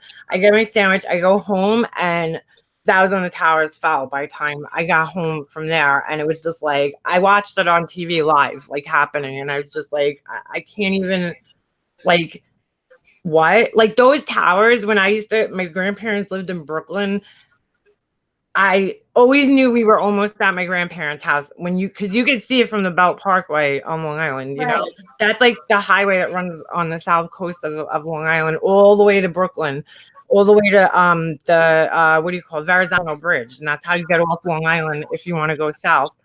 And I'm like it looks so weird not seeing those there. Like that was like, I used to do this route with my dad in Queens, and we used to drive all over in Queens, and it's just like that, like that's like your marker to know where you are when you're in Queens or Brooklyn or something. Like if you see the Trade Center, okay, I'm facing south, and it's like I couldn't believe, like I've been there, I've been down, in that area, and it's just crazy that they weren't there anymore. And a lot of people from my town died because all the volunteers, they shut down all the highways on Long Island that night. You could not, they were running the trains, but only for emergency personnel. So like if you had to go to the city, you couldn't even get into the city, nothing that night.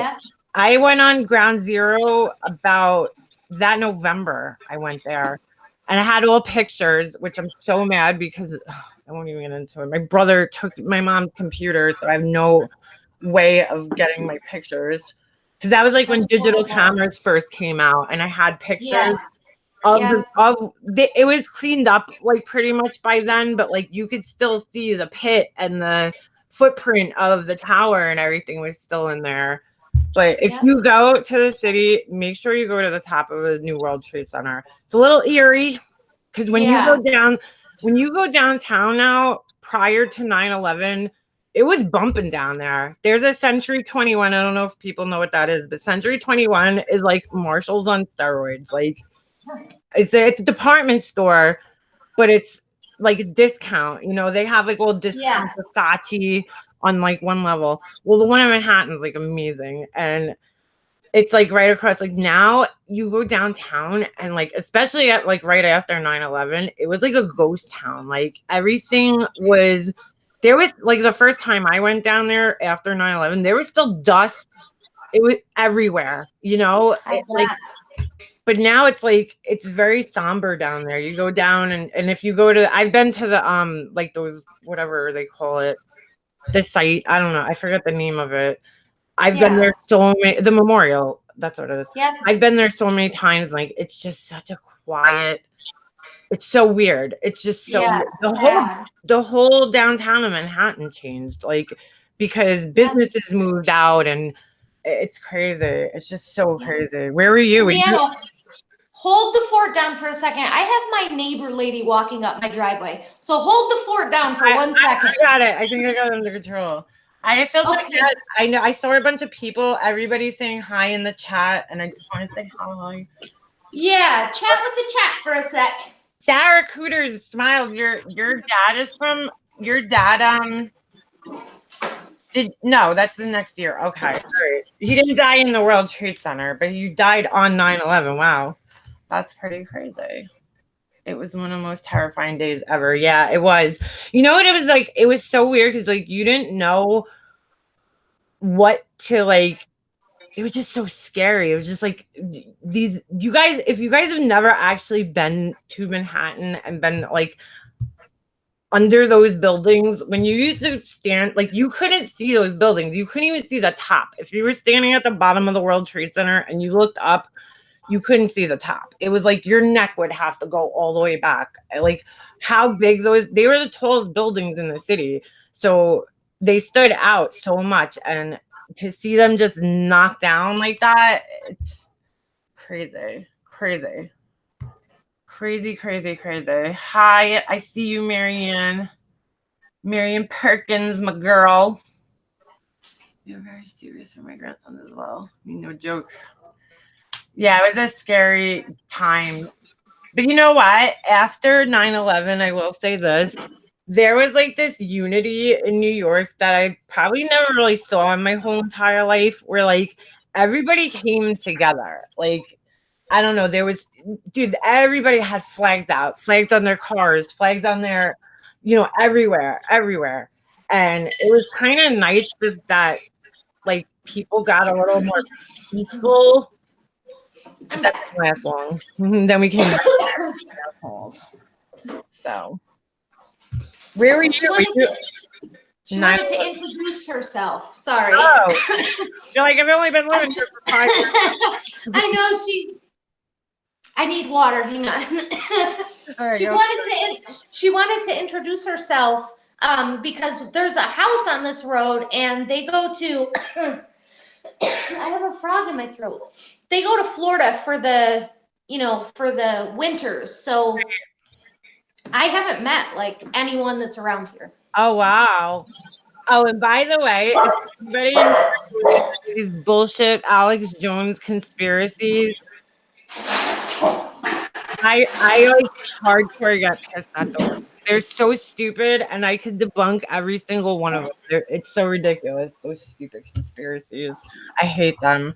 There's people I that had say, to research "Oh, because I watched that stuff, Leanna, and I'm telling my husband, like, I'm talking about the Sandy Hook school stuff. I'm like, whoa, you gotta yeah." watch this stuff. My husband's like, you're dumb. You believe that shit? My husband, I watch them all because, like, I like to get both sides of all the stories and see. I'm into it, but I don't believe them. I mean, the Sandy Hook one's very compelling. I'll say that. And some of the 9/11 ones, could our government have been involved? Maybe. I do think that our government could have stopped it. I do think that they knew that something was going to happen. They just didn't stop it. But Yeah.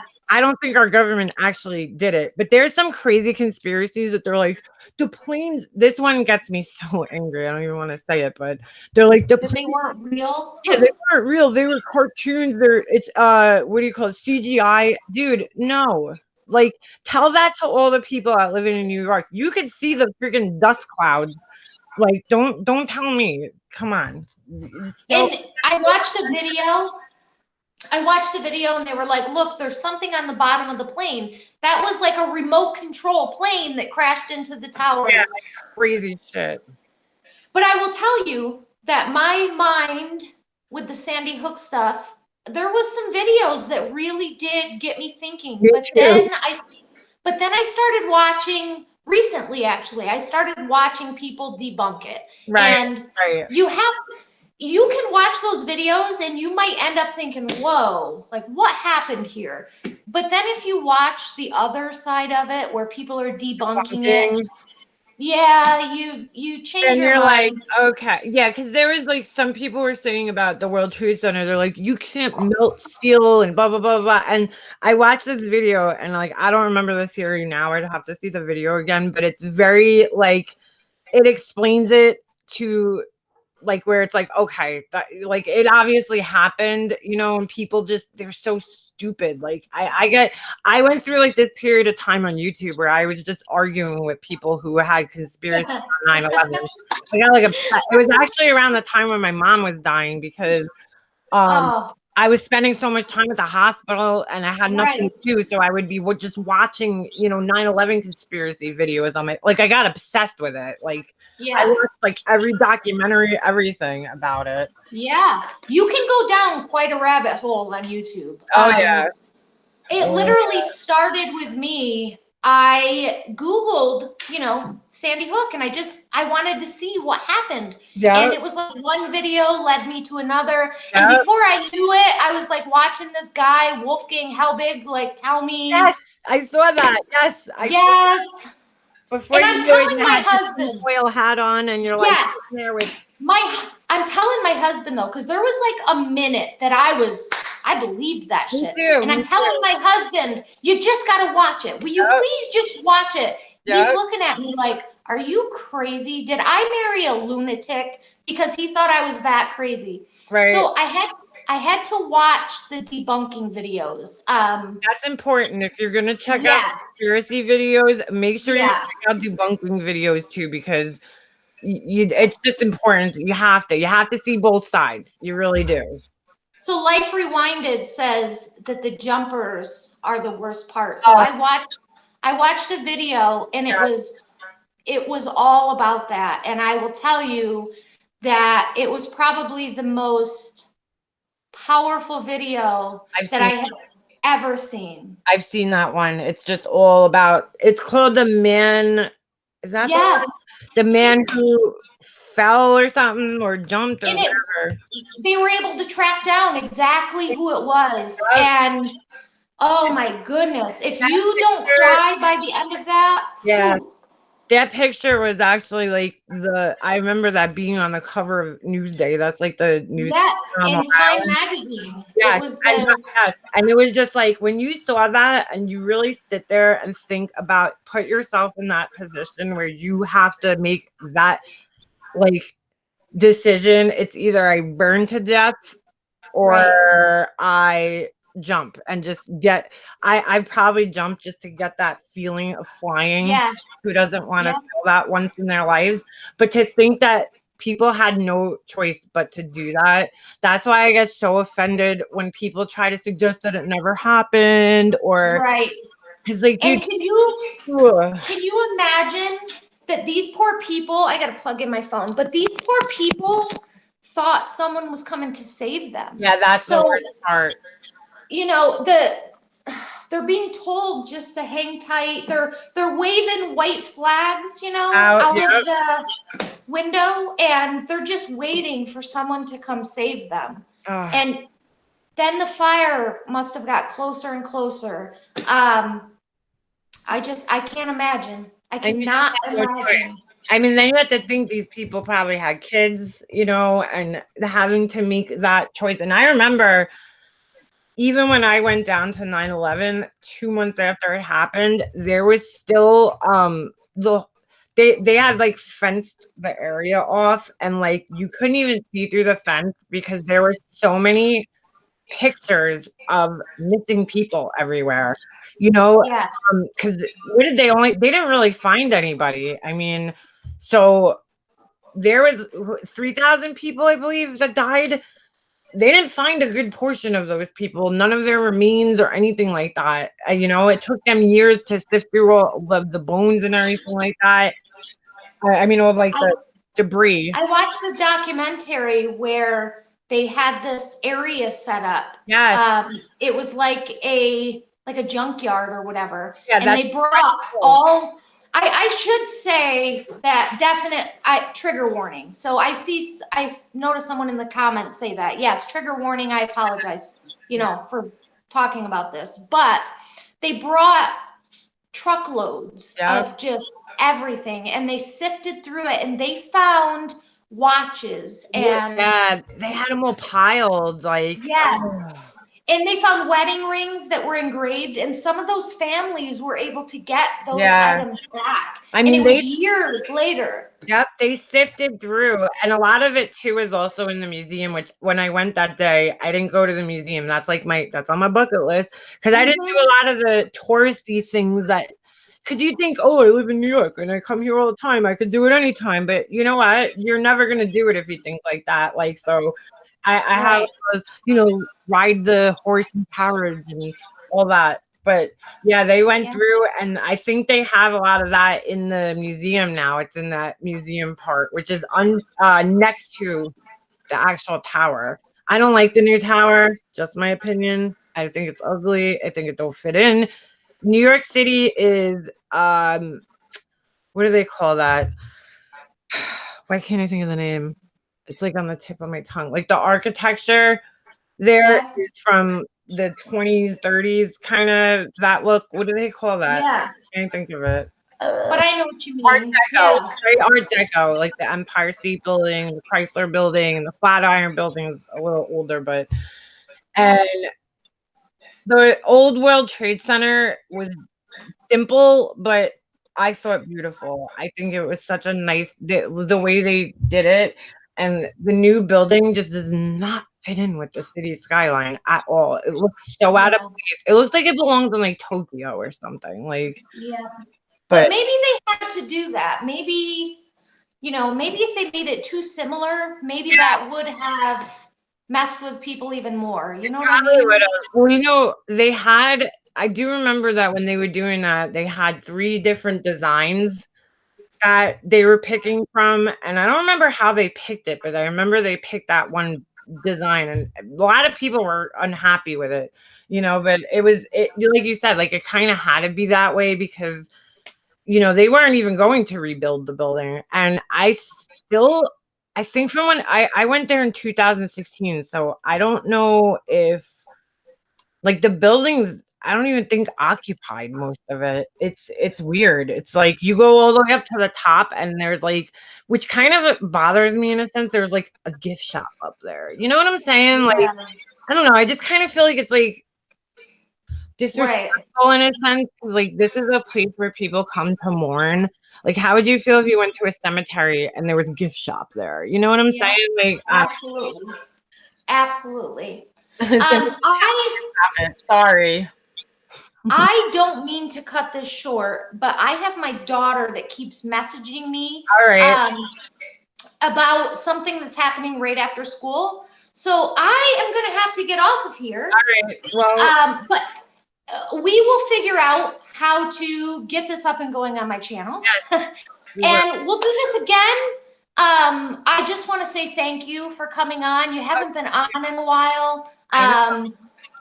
This was great. Just and to the chat, I know that we've been chatting a lot and not really going through the chat a whole lot, but I have been sitting here watching them. And I just want to say to everybody in the chat, thank you so much for making this the experience that we wanted. We did get a little off track, chatting about all kinds of things, but everybody in the chat has been extremely respectful.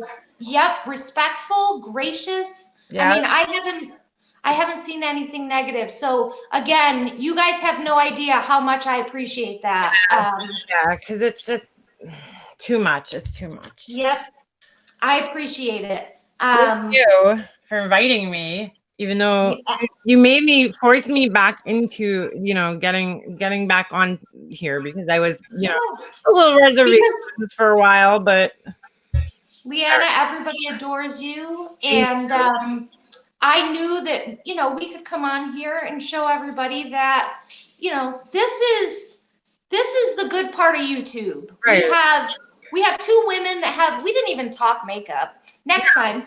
Right. We have 2 women that have a lot in common that, could have got on here and turned it into something different. Right. It's possible to get back to good old YouTube and just have a good time. Exactly. That's the point. Exactly that. So thank you for switching this over and making it happen on your channel. We're gonna get it to happen on your channel, but we'll do a part 2. I'm gonna hang out. I'll talk to the chat for a couple of minutes, but I gotta get going too because I got my son coming home soon, so we know. Absolutely. All right, I'm gonna get out of here. I see everybody saying bye. Bye, chat. Have a great day. Bye, Leanna. Bye. Bye. I gotta figure out how to get out of here. Oh, just at the bottom. Oh, there it is. And yep. Bye. Bye. That was so awesome. All right, I'll hang out with you guys for a couple more minutes. I can't believe it's been so long since I've done a live, and she forced me, and I'm so thankful because I missed talking and having conversations with you guys. You know what it is? I wanted to kind of wait for everything to just kind of blow over, but I apparently that's not, doesn't seem to be happening soon. And while I don't want to discuss the drama per se, because I really don't want to get into the details and who said what and this and that, I will say this, it's really hard to ignore when people are saying negative things about you. But I tell everybody this, and because a lot of people have asked me, "Oh, Liana, how do you do it? How do you ignore this and how do you ignore that?" And in the last couple of months, a couple of years of my life, I used to tell my mom this too when she was alive, like, look where it's coming from. You always have to look at the source and look where the talk is coming from. And then you have to decide to yourself, do I, really give a shit what that person thinks about me? And that's kind of how I look at things. I don't care what certain people think about me, so it doesn't matter what they have to say. The truth usually speaks for itself. You don't have to defend every single thing that's said about you. And this goes to both sides, okay? There's just certain personalities in this world, and it might be hard for certain people to accept, but there's certain personalities in this world where you can't fix them. You can't change people. You can't fix people. That people are who they are, especially the older we get in life, the more set in our ways we become.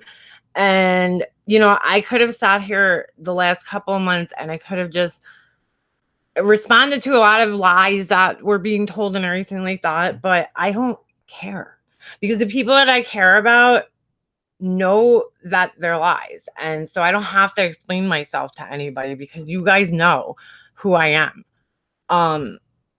When you keep paying something mind all the time, you're basically, it's like, just say like there's like it's like a new puppy, okay? If you keep feeding the puppy, or it's like a stray cat, that's probably a better example. If it's like a stray cat, if you keep feeding that stray cat is going to keep coming back to your house all the time, because he's going to be looking for food. So you guys have to stop feeding into it on both sides. Everybody has to stop feeding the monster. It's not going to stop. There's just a certain point in time where you have to look at yourself and say, you know what? I'm going to be the bigger person, and I'm just going to not talk about this shit. I'm not going to respond to it. I'm not going to reply to it. I'm not going to nothing. It's hard. Trust me. It takes a lot of self-control, because it's like, oh my God. Listen, I sat back and watched people lie for months about me. Okay. And yeah, it's hard to hear and I get pissed off, but you know what? I found people that I trust, that I could talk about it with, and I get my anger about it out to those people. And I just want to tell you guys this, because this has been my experience in the last 3 years of my life. You guys, if you follow my series, my evil series, my grief series, whatever, when you don't say anything, right? Because when you respond to somebody like that, who is a high conflict personality, and you're giving them the power. Every time you respond, you're giving them the power, okay? When you don't respond and you don't say anything and you just kind of sit back, let me tell you how satisfying it is when other people see for themselves, without you having to tell them, oh, this person's an asshole. Because I think everybody's starting to see. I think everybody knows who's who. And it's so much more satisfying when you don't have to do the work. You just kind of lay back, and people like that have a tendency to expose themselves because their egos, drive them to expose themselves. So I'm just saying this to everybody, I think for both sides, just stop responding to it. Why do you care so much what other people think? Stop worrying about what other people think so much. Because otherwise it's never going to end, and it's going to end up in a place where people are going to get hurt physically, whatever, mentally. So, I don't even want to talk about it. I don't want to address it. I don't want to breathe any more life into it. I just want to come here. My whole, I had to go back to my whole point of coming on YouTube and saying, why did I join YouTube? Oh, wait, that's right. I didn't join to sit here and fight with people. You know, if I could go back in time, I never would have made a video about a certain somebody. Because I don't think that person changed. I don't know. So I'm just going to move on from it. And learn. Ooh, did you guys see that? My eye's been twitching. Hold on. It like did like a hardcore twitch. I think it's probably from all the coffee I drink. But anyway, I felt that it was like, stop breathing life into it. That's it. It's not, when you want to kill something, stop giving it life. I mean, that's really what it comes down to. I have to believe that if you want it to end, you'd stop talking about it. Stop talking about it. And then it's over. Does it work right away? No, because look, I haven't been on here saying anything, and I know I was brought up several times, especially by one person, and you know, eventually she shut up because what are you going to say about me when I'm not here? Nothing. What are you going to say about me when I'm not responding? Nothing. It's very hard to do, but trust me, it's rewarding. Even when somebody's still talking about it and you're not there, because they're like, okay, well, what did I do? You know, I'm not even there and somebody's talking about me. So now you just made yourself look pretty stupid. Anyway, so I want to see how everybody's doing in the chat. Anyway, besides that, did I get the blue palette? Life Rewinded? No, I don't. Like, I do not rock blue eyeshadow, which is so weird because blue is my favorite color, but no, I can't do the, like, I like all the warm colors, so I won't, and you know, I gotta be honest, I like Jeffree Star palettes, but I don't find myself reaching for them that much. All that much is because some of the colors are a little bit like, I really like neutral colors. So some of them are neutrally, but they're like too warm or too yellow. I don't know. I don't find myself reaching for it. My most used palette is probably the Tartlet palette. That's probably my most used palette. Anyway. So thank you. I see people saying voice of reason and stuff. And listen, I'm going to tell you guys, like 5 years ago, I would have never been able to like not respond. It is a skill. It's a skill that takes time to acquire and to really be conscious about, to not respond to every single thing that you hear. It's just, I'm trying to give you guys the rationale behind it so that maybe it's easier for you to not respond the next time you hear something. That's my rationale behind it. You know, how I feel is to just not respond, because look where it's coming from. It's probably not going to do you any good, and you're just feeding into it. And, you know, that's pretty much it. Anyway, the blue palette isn't something you can wear to the office. Beefer's mom, that's exactly it. You know, I will use blue like sometimes like as an eyeliner, but like, do I need a whole $60 palette full of those? My eye just did it again. I'm gonna sit like this. You guys it's so annoying. It's been going on for days now. It's so annoying. It's like it just gets like, wait for it. I watched it in the mirror the other day and it's so bugging. I'm just going to sit like this and you guys can wait. You'll probably see it happen. It's this eye right around there. Anyway. Yes, Anna Marie Stockman. That's a good way to put it. The one thing I do want to say, and this isn't about, and I'm not trying to bash anybody. I don't want to put anybody down, but I just want to say this. There was a live a couple weeks ago. And one thing that really got me upset was Marianne Perkins was just being bashed, and like nobody stood up for her, and she's not there to stand up for herself. And I constantly hear the same things being said about this person, and it's kind of funny because it comes from a place where they're like, oh, you know, they like, oh, don't pick on this person. They don't have a channel. They don't have a platform. Well, the same goes for her. And I just want to remind everybody that when Marianne Perkins came on live that night and told us about her experience, she has a right as a consumer, as somebody who paid for a service, to review it. Okay. She has a right. She paid money. She has a right to review it.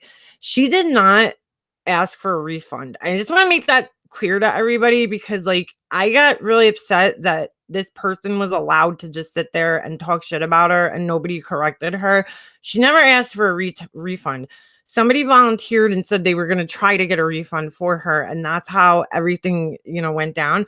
But like, she's not some crazy woman who was like, oh, let me just make this person look bad. We were already in a conversation. She joined and she kind of was giving her experience and nothing more. She wasn't looking for anything. I mean, I just want to put that out there that I just wanted to put that out there. I just wanted everybody to know that she, just shared her experience with what she paid for. And we all have a right to do that as consumers. There's a lot more to it, but I won't get into it right now. Maybe in the next live. She didn't. Pink, sorry, I'm not in everyone's lives, but possible supporters are blocked from commenting. What do you mean? Stress gives you gives me eye twitches. Yeah, normally stress does, but I gotta be honest with you guys. I'm not stressed out really about anything. Yes, a deep plum with green eyes looks good. Pinks and purples look really good with green eyes. I wish I had green eyes. Most people, actually, no, I wish I had hazel eyes. I think even over blue. Shut up, Snoop! So annoying. Pink, I pray for you and your children. Yes, Pink is a wonderful person. Nobody ever corrects her. Dana, about what? Make them up the right people. Packs too easily. Yeah, that's exactly it. They do forget. They do. Oh, Christina, I know nobody here really, I think we all here knew what was going on as far as that went, but I'm just trying to put it out there for other people who may be watching this to, just keep in mind that she wasn't, coming on that live that night to destroy anybody or, to be an asshole or any other reason. We were discussing a topic and she shared her experience, just like me and Em just sat here and had this conversation about, all these different things that we went through in life. And, as a consumer, and as a business owner, you need to understand that not everybody's going to be happy with your product or your service. And that's part of owning a business, and you just chalk it up as a loss. You're not going to get great reviews from everybody. That's just life. Some asshole, and I'm not saying Marianne's an asshole, but I'm just saying some asshole's going to be pissed off about something always, Marianne's not an asshole at all. She's the very actually opposite of an asshole. She's really nice, and if you took the time out to really get to know her, you would know that, but you didn't even call her by the right name when you wrote back to her. So, your eyes are green hazel. They changed due to my mood. Oh, you got like mood ring eyes? That's cool. My ex-boyfriend had hazel eyes. Like, it was so weird I don't know where the hazel. They used to be like green when he wore green, blue when he wore blue. I'm like, my eyes are shit brown always. There is no change in them. They just always look like shit brown eyes. They never look lighter or darker. Ugh. They're like, oh, what makes brown eyes pop? Nothing. The only thing good about having brown eyes, I will say, is that you could pretty much wear any eyeshadow color and they look fine. But sometimes like people with blue eyes can't get away with certain colors. So I kind of like that. Who says the same about you, Mandy? By the way, hi, Mandy. I keep seeing you and I just didn't say hi. Moon ring, not always in a good way. Oh my god. Oh my god. And through all the madness, everything, we lost sight of what we gravitated together in the first place. Let's get back to that. Amen, Anna Marie Stockman. I really stepped back and I'm like, I did not come to YouTube for this shit. Like, I joined to entertain people, to make people laugh, to make people smile, to help people. I'm not like, I joined for those reasons. I didn't join to be part of this like drama bullshit. I just didn't. I don't know. I'm not even really, it's so funny because I started thinking back to when I was in like junior high and I hung out with like the popular crowd, and I kind of like veered away from them because there was so much freaking drama all the time. And I was like, I hate this shit. And it was just me and my one girlfriend. And then we hung out with all guys, like all of our friends, like we had our little group because it was drama free. We didn't have that kind of shit in our group, we just like hung out and just had fun. And I'm like, that's not like who I am. I got caught up. It's very easy to get caught up, even if you think you're not going to. I think I just got caught up. I made a video and people kind of like reacted to it and they were like, wow, me too. And then it just like, it just snowballed out of control from there. And there's nothing on my end to talk about or to resolve or no, I just don't want anything to do with those people. And I'm going to stay here in Makeup Mobster Land and you guys could go that way. Like, I just don't, there's certain people where I didn't have a relationship. I don't care about you. Not that I don't care, because I do care about other human beings. I just don't care about what you think about me. Like, I don't need to be friends with you. I don't need to apologize to you. You don't need to apologize to me. I don't need anything from you. Just leave me the fuck alone. Period. So it comes down to the real deal. I try to be Marianne Perkins. Like, those people don't deserve that much of your time and energy, and thoughts. It's stop. You're feeding them. You're just making them more, giving them content. That's exactly where I said, shit, dude, I don't want to give anybody else any more content. Like, you're not going to make money off of me because you have nothing else to talk about in your videos. It's not happening. Sorry. I just had to school my kid on drama and bullies at school last night. Gave her advice that I should have been taking myself the past few weeks. I told her kid-friendly version to just trust me.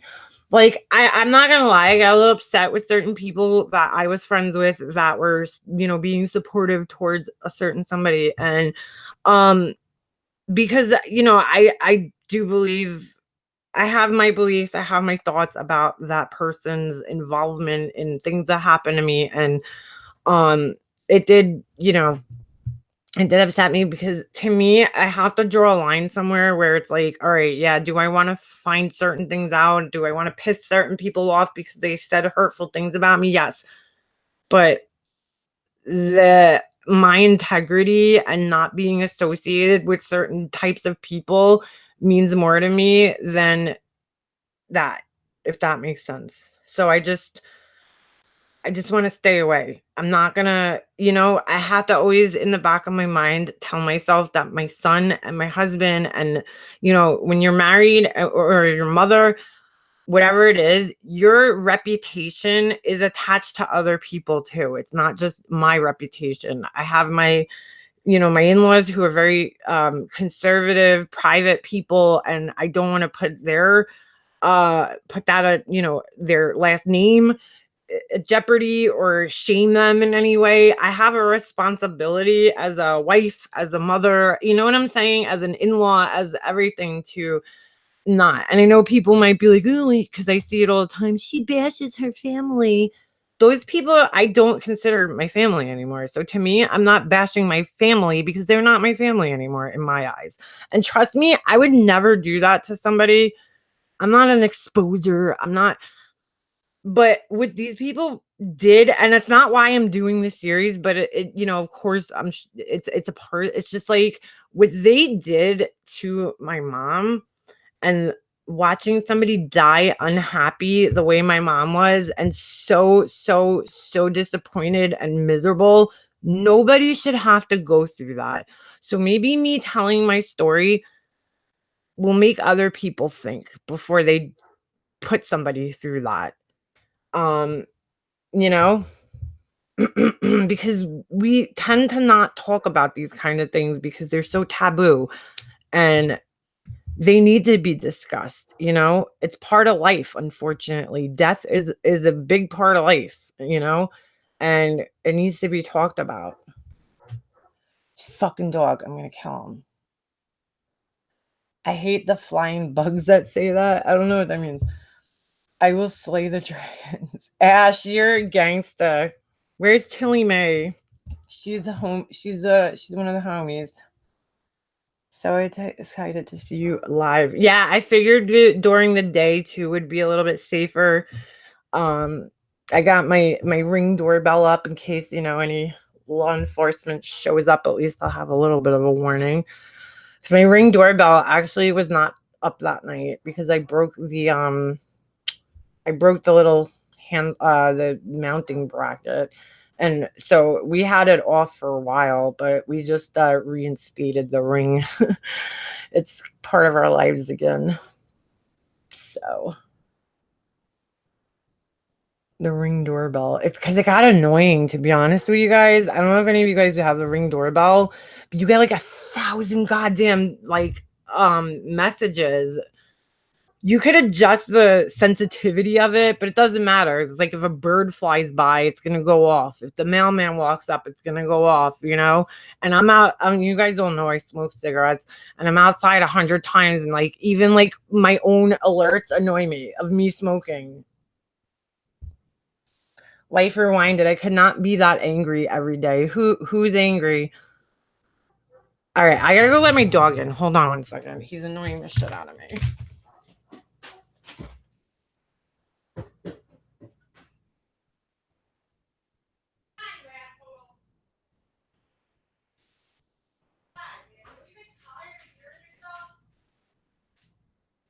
Get tired of hearing yourself, Snoop. Oh my god. He's so annoying. He will sit there and bark forever. It's a beautiful day. Like go sit in the grass. Chase squirrels. Come on. Cause he has to be right up my ass. That's why. So did I miss? I love to laugh. It's so healing. Me too, Life Rewinded. I really do. I really do. Yeah, Marion, I hate charging that freaking doorbell. It's so annoying. You have to take it down and charge it. I was thinking today, I'm like, because I have an outlet outside, so I was like, why wouldn't they put the charge like on like it is on the phone, like on the bottom, so you could just like plug it in? Because I literally have an outlet that's like 2, feet away from my doorbell, but I don't know. I don't know. What do you mean, Mandy? You bought a second battery? Oh, all right. See, I think you can I don't know. I don't know if you could hardwire it. And then I was thinking of getting the light that has the camera too, but I was like, oh, that's gonna be even more alerts that I'm gonna be annoyed by. And then on top of that, my husband will be like, where'd you go at like 12 o'clock? I'm like, oh my God, like really? Come on. Like, who are you talking to? You could hear my phone conversations. Not that I'm saying anything bad. It's just like, whatever. It's annoying. I bought the thing and I got really annoyed by it. And I really just wanted to throw it out in the freaking garbage already. Oh, a second battery. Okay. I don't really want a Mandy. I want it to just break or something. I don't know. It's annoying. Go roll in the grass. No, I mean, Remy, yeah. Have I caught anything like that great on my Ring doorbell? No. But I mean, it is good to have. It definitely is. But you kind of almost like it start ignoring it after a while, so it kind of defeats its purpose because you're like, oh, another Ring alert, click, it's kind of annoying. There is a way to hardwire it, but I don't know if it's to charge it. I don't know. Because you're like, I guess there has to be electricity coming through. Because, like, especially my doorbells that have a light on it. So there has to be some type of electricity coming to it. You have a nice wrought iron welcome sign on my porch. It says welcome. And the other side says go away. You know, it's so funny. When I first moved, like, not even first moved in here, but the first, like, probably 5-6 years of us living here or more, dude, we got so many solicitors here. Like, I don't know, when I lived in my other neighborhood that I lived in, I don't remember that many people coming to the door. And this neighborhood, I don't know why, there's just like a really crazy amount of solicitation that goes on, and it was getting really annoying. I bought a no solicitation sign and I like hung it up right next to my door. They didn't read it. Then nobody read it. You know what it finally took? It took me putting a gate on my porch. That people are so goddamn stupid, they can't figure out how to get the gate, so they just don't even bother anymore. It's crazy. Herbie Herb, we had the Jehovah Witnesses, and yeah. I mean, like, so many, the solar power companies. Yes, Sandra, the solar power companies. God, the light one is so much better. Mine is also. Oh, yours is connected to solar power. Okay, I just saw solar power. Yeah, we have like that's what most of it is solar power companies coming along, and I'm just like, no. Wait, you can connect it to solar power, Sandra? That's crazy. That is crazy. We have motion lights. Hello, Starla. You could buy them so cheap at like Walmart even sells them. I like the motion lights. I do. I'm like a light person. My whole backyard's lit up. Like, I have lights in my fish pond and lights around all my flower beds, and I'm a little obsessed with lighting. I have a lighting obsession. What the fuck did I just kick? Why is there a cup on the floor?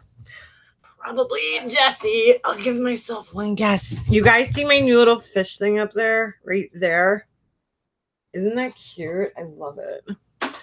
I went to Target the other night and I spent way too much money, and that didn't have a price tag on it, and the lady put it in for like $5 for me. I was like, yeah, it's $5. Yeah, okay. You know that shit wasn't $5 because like nothing in Target in decoration wise is $5. You're talking like 30 or something. Ugh. I don't have any solar lights. They're not bright enough for me. It's a school of fish, yeah, because I have my fish tank right there, which is, I'm not even going to show you guys. It's been neglected a little. And it's got, oh my God, it's so bad. I need to scrape the glass. There's a lot of algae buildup. They're happy, my fish. So I don't, but I put these floating plants in there, and they're kind of blocking the light, and it looks really creepy. So sea turtles are my favorite too. I love sea turtles. They're so cute. It's a school of fish. Yep. It's kind of like me and my family. Like, we're just swimming away.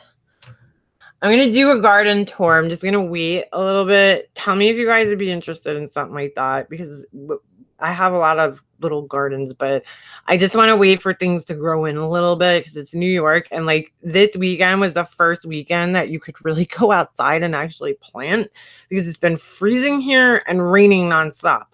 So finally, like, got a nice weekend this past weekend, and I spent way too much money on plants. I love plants.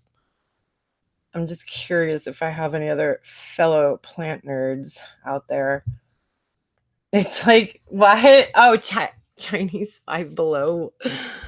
I don't have a Five Below near me. I'm so sad. There is, like, they have them here, but there's just not one near my house. But there's a million gyms. If you need to go to a gym, just move to Long Island, because there's like a gym every 2 blocks. It's like, it's ridiculous at this point. We don't need. You know what they're opening by me? I never heard of this place. Has anybody ever heard of this? It's called Home Sense. So apparently it's owned by Marshalls / Home Goods. And it's like the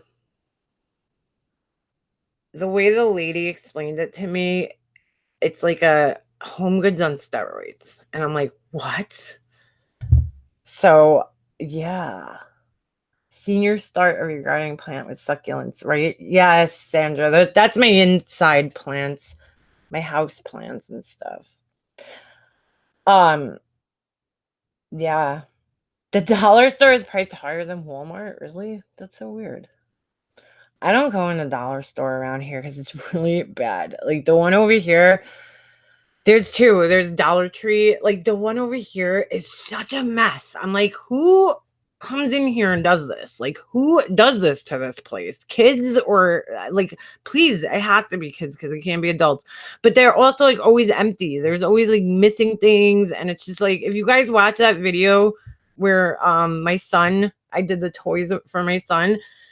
I'm in my Dollar Tree and like it was so, it's such a freaking mess. There's shit all over the floor. It's horrible. I don't know why. Because we have a Walmart right here and that way actually. And Walmart is not that bad. It's actually like they keep it halfway decent. So I don't know how the Dollar Tree got so messed up. It's so bad though. It's so bad. I'm a cleaning supply hoarder. Yes, Leanna, I would probably stolen toilet cleaner too. Oh, did you guys see my eye? Did you see it? Oh, I fucking just did it. I buy Dawn dish soap. You know what, Sarah? I buy a lot of Dawn dish soap too. I don't know why. I clean my glasses with it. So I have one in my bathroom and then I have one in my kitchen, obviously. I wish I had a cleaning obsession though. I swear, I really do. I'm so disorganized. It's so bad. Because you guys can see it. I have like stuff everywhere. I'm just such a mess. Our Dollar Tree is crap through. Yeah, Herbie Herbs, that's what Dollar Tree is great for. Like bags and wrapping supplies. Even like party stuff. Some of it. I have orchids inside too, Paige, and mine. This is the first time I ever got one to like rebloom because I realized that I had it in a window that wasn't probably getting the right amount of light or something. I don't know. But I actually have the little buds on it and I'm like, oh, I can't wait for it to bloom because I forgot what color it was. So I can't wait to see what color it's going to be. I'm a makeup hoarder. Yeah, I have a definite makeup hoarding problem. Orchids are so pretty. I killed my mom's orchid. I'm so upset. I inherited all my mom's plants too. So like a lot of her plants actually ended up dying because of yeah, I'll get into it in my video, but some of her plants ended up dying. They were being neglected basically. And what do you call it? I'll show you guys. Hold on. This is pretty cool. Hold on. Oh. Like, hi, Leanna's tripping over things. So, I don't know if you guys have ever seen these. It's called a corn plant. I'm getting fucking water. Oh, I hope there was no shrimp on there. Hold on. Why does this feel so dry? All right, so it's called a corn plant. Kind of like a tree, like an indoor tree. Did I just freaking rip the shit out of the leaves? Good job, Leanna. Anyway, my mom had this plant, okay, for 20, probably more than 20 years. When I was a kid, she got this thing, right? It was a big tree. I mean, it was huge. And I'll show you guys a picture in a video or something because I'll probably talk about it in one of my videos. You guys are just getting a sneak peek. What is that? Oh, it's duckweed. But anyway, so my mom had this tree that was in her house and it was like the absolute last item to come out of her house when we were cleaning her house out. And I was like, I can't get rid of this tree. Like, I have to keep it. You know, it's been part of my life since I was a little kid. I remember my mom had it, we repotted it, and then it just stayed in this pot for my whole entire life, you know? And I was like, I can't get rid of this thing, but it was like so big that I didn't know how I was going to get it home. So I went to go put it in the front seat of my car. And when I did, one of the branches snapped off. And I seriously cried over a fucking plant, believe it or not. And so I came home and I was texting my girlfriend. I'm telling her what happened. She's like really good at plants too. And she's like, dude, just look online and see if you could do anything. You could probably propagate it. So I was like, you think so? I'm like, I don't know. And sure enough, I go online and it says that you can, you just cut the branch that had all the leaves. So I cut them all into little pieces like this. This is like probably the worst one. But I ended up like giving them away to like friends, family and stuff. So everybody has a piece of the carol tree. But this is only one that I just have growing out of my fish tank. This was like the worst, like cheesiest one. So I put it in my fish tank just to, I don't know, put it in my fish tank. But yeah, I have a whole bunch of them, which is so cool. I made a bunch of trees out of my mom's tree. So it kind of is still living on, even though I messed it up. Because after the branch fell off, it was a stump like this. Like there was nothing.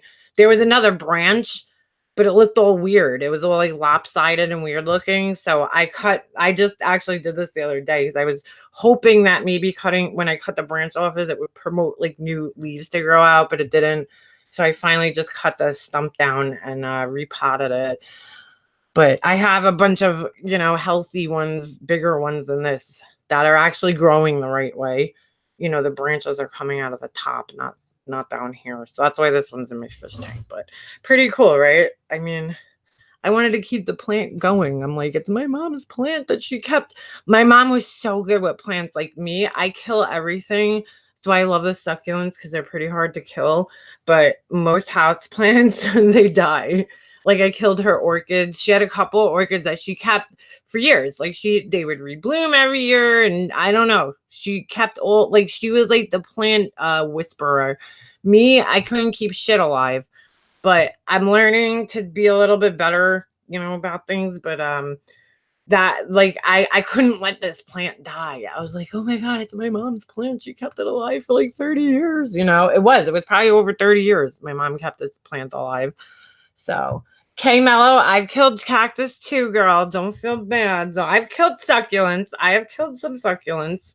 There's certain ones I find like I don't know. There's certain ones that don't I guess hold the water as long. You do have to water them. I mean, but they're pretty easy to take care of as long as you got a little bit of light and a little bit of water every God. I mean, I've gone like 6 months without watering mine and they're still alive, some of them. So hold on, let me just put this back. Go back. Oh shit, where's my little clip thing? Hold on. Yeah. Ooh, this thing's got some big ass roots. My fish enjoy it. Go in there, you fucker. Oh yeah. All right. It'll eventually sink in. Plants. Ooh, I gotta get off here in a minute. My son's gonna be home from school. So yeah. Orchids sometimes go into hibernation. Some years. Yeah, Paige, mine, I didn't know you had to cut, because mine I had, and it was getting enough light and everything, and I'm like, oh my God, once it bloomed, I guess it was like, however amount of time they stay bloomed for, then the branch started to kind of die off, and I was like, uh-oh, what do I do? Because stupid me, I thought the flowers came back on the same branch, the stem. And then I realized, no, I cut it off and I was like, oh, I'll see what happens, and then sure enough, like a couple months ago, when it started warming up a little bit, a new, stem came out and now it's all ready to go. I can't wait. It'll bloom. When it blooms, I'll put a picture of it on my community page because like orchids are so pretty. You named your daughter. I lost that. I just wanted to see that. She said she named my daughters after a type of orchid and another type of flowering tree without putting their actual names out there. Paige, would you mind sending me some pictures of some orchids that you have? I was watching a video the other day about how to propagate them and make new little orchid plants out of the stems. I'm gonna try it after this one dies because they're expensive. They're really expensive orchids. Not like really super expensive, but yeah. But I want to try growing it hydroponically. So you guys didn't even know this because I haven't been around in so long. I bought a little greenhouse, right? Because again, plant nerd. It was like a plastic one, but you could walk into it. It had shelves on each side, So I had it all set up. I put all this work into it. I had all my little seed trays because every year I start plants in my basement, like from seeds. Like I buy like the little pod things because like it saves you a lot of money buying plants if you start them from seeds. I mean, yeah, you have to get the whole setup. I have a light and whatnot, but trust me, it ends up being a lot cheaper than buying plants. And I've experimented with different seeds. Some of them grow, some of them, what does that sound? Oh, Snoop. But these ones grew and they were doing good in the greenhouse, right? And I had lights and everything. And then all of a sudden, there was a storm one day and my greenhouse blew over and all my plants were pretty much done. So, hi, Chris. Why don't we say hi? No cops came. Oh, that's good. Yeah, that was good. No police. Yeah, so all right, that's my cue to go because we're gonna go. My son's gonna be home soon. We got hockey. We got hockey tonight. I'm pretty sure. One plant. I hate my yard and I will pull them out no matter where. Oh, rhododendrons. Sarah, those are nice though. I like the way they look only when they bloom though. And then after that, I'm kind of like, they're just leaves, you know?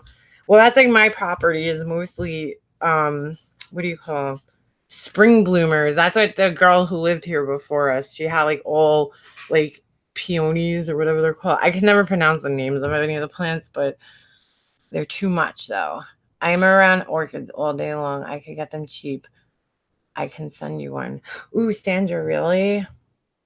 I saw one in Lowe's that like there's no dirt. They just had it in a bag, all the roots. I guess, it was meant to like probably put into water. Yeah. Yeah. Yeah, I'll be back, guys. We have foxtails on the hill in my backyard. What do you mean foxtails? Ferns? Foxtail ferns? I just bought one of those. Right, and they really attract bees, Sarah. That's why I don't like them. Bees, like bee city. It's like if you want to attract every bee in the neighborhood to your house, plant a rhododendron and you'll be good to go. Thank you for letting you hang out. You're welcome anytime. Well, anytime I'm on here. Got me up later. Upstairs. Wait, what do you mean? Leanna got me up later. Oh, Life Rewinded. I think I wrote back to you. I'm so bad with checking the Hangouts thing. So, peonies are gorgeous, right? But they don't last long. And then they flop over. I had to put a hoop on mine this year. I don't even know if it's going to work. They didn't. Peonies. Oh, peonies? I thought they were peonies. I don't know. I can't. My friend makes fun of me when we go flower shopping. I'm like... There's one that I have. It's called, I say clematis because when I read it, that's what it looks like. And I'm like, that sounds like a STD. Like, ooh, I got clematis.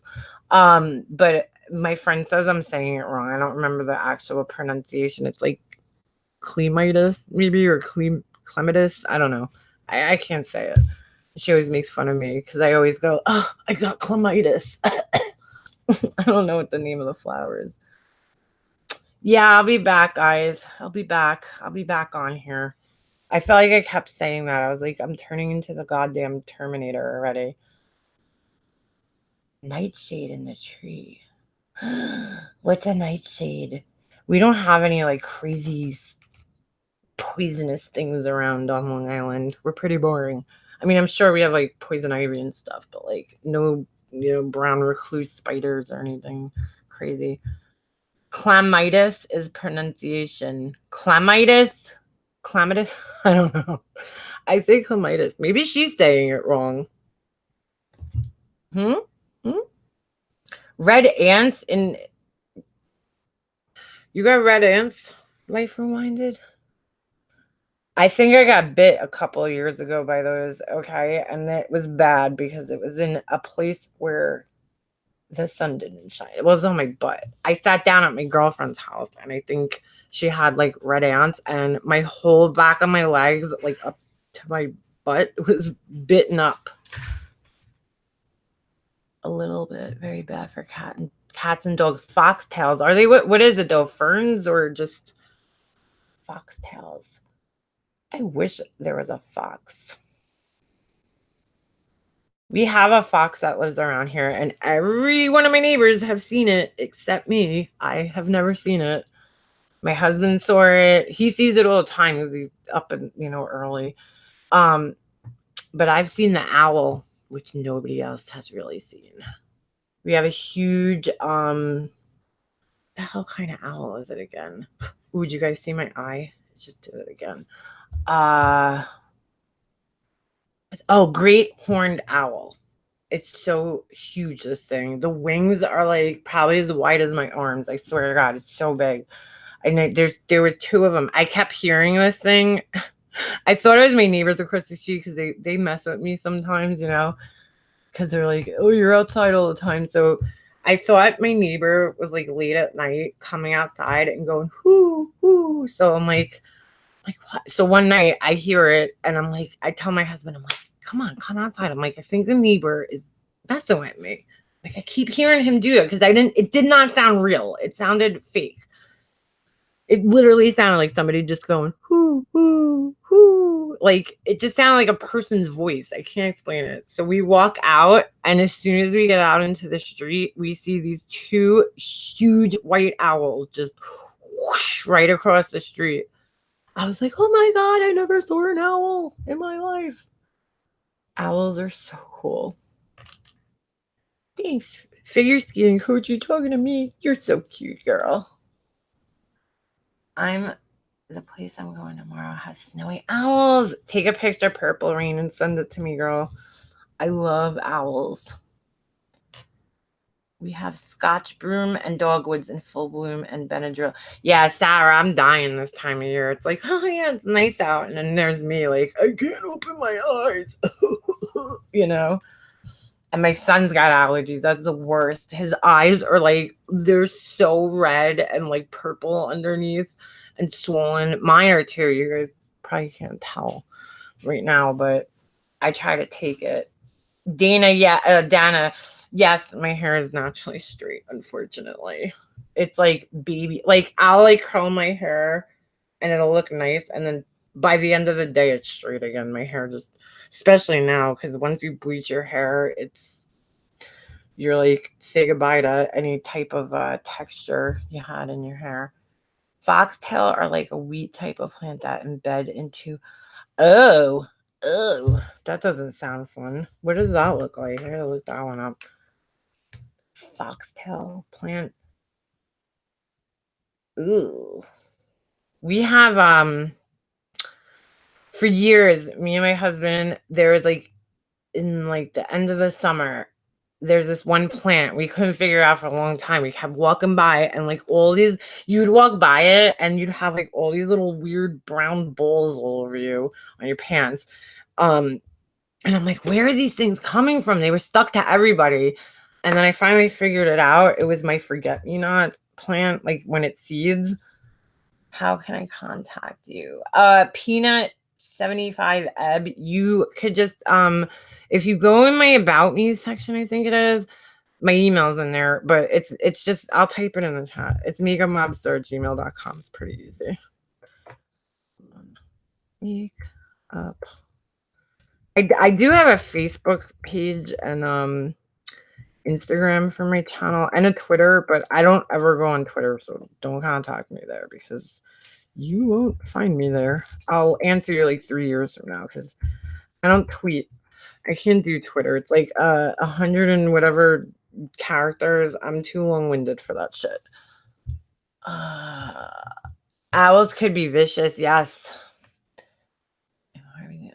Great seeing you again in person. Thanks for still being you. No problem, Moxie. I take Allegra page. I like Allegra. That's my jam. Allegra D. I like live on that. My heart's probably gonna explode, but Purple Rain, are you on Twitter? Wait, I'm still pissed at my damn landscaper. And I know it. Wait, what do you mean figure skating coach? Well, you could just text me. We talk all the time. My friend had 2 owls in the garden, huge enclosure. They were the most stunning looking animal up close. Yeah, that's why when when owls fly, they don't make sound. When they don't flap their wings, it doesn't make a sound. So I think that's what was so cool about it, is because they kind of just quietly can't talk, glided past us. It's so cool. I live on a Gree belt. It's beautiful, but a killer. Between the allergies and the plants, I could kill you. But I love all the deer that came in my yard. Yeah, we have a lot of deer here, actually. I saw one running up the main road one day, which is I was like, why is there a deer? It just looks so out of place. But there is, woods. Sarah, you on the East Coast or West Coast? I forget where I don't even know where you live. I'm like, I forget where you live. I didn't know where you live. I always thought you were from New York for some reason. I don't know why I thought that. Twitter is too much sometimes. Facebook is much easier for me. Yeah, I haven't been going on Facebook that much. I am on Twitter under that was a message to you. Okay. I'm on there, but I rarely go on it because I don't know. I just never got into it. I like Instagram and I like Facebook, but I just couldn't get into Twitter for some reason. But I kind of I hear all these crazy things that go on Twitter, but I miss all of them. I hear about them on here on YouTube. Ooh, my tag's hanging out of my pants. Why do they put tags? Oh, Jessie Lynn, wait a second. I grew up in Ronkonkoma. That's crazy. I moved from Ronkonkoma. What's the chances of that? We probably know each other. Or you could have been from the other side of Ronkonkoma. Is this necessary to put a tag this long in a shirt? Come on. I gotta cut it out. Stephanie. Accent. I don't even notice my accent. Hold on, Jessie. Wait a second. Hold on. I'm looking at your picture now. I gotta go on my phone. I'm like, do we know each other? No, because I would think if we knew each other, you would be like, hey, Leanna. And I'd be like, hey, Jessie Lynn. The fuck? What was that? Did you guys hear that?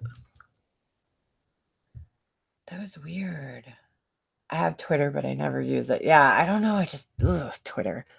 Yeah, I gotta go in a couple minutes. My son's gonna be home. I lived over. Oh, so then Jessie Lynn, wait a second. Did you go to Connecticut? Wait a second. I'm looking at your page. I want to see it closer up because you grew up there. Stop, Jessie Lynn. Wait a second. This is very weird. I know people that live over there. Where are you living now? That's a good question. You don't see many people from even just Long Island, so it's kind of crazy to see somebody that's from the same town as you. I don't live there anymore either, but Ronkonkoma. When you're on that Long Island Express, the train from the city, it's next stop Ronkonkoma. They say it 100 times on the train on the way home. It's so annoying because it's the last train station pretty much. From the main hub to go to Penn Station. So the whole time you're coming out of Penn Station, out of Manhattan, it's just oh my God, this is the train to Ronkonkoma. They say it 1,000 times. It was your fish jumping in your tank. Yeah, I know, which is weird because they don't usually jump like that. It's covered, so they ain't going nowhere. Pug's your pic always makes me chuckle. Yeah, what is that picture of Pug's picture? It's so funny. I lost Jessica Lynn. I'm in South Carolina. I hate it. I want to go back to New York. That happens to a lot of people. It's kind of weird. Yeah, I don't know. I never ever in a million years considered moving outside of New York. I was New York ride or die. But I have been more open to it. But I don't know.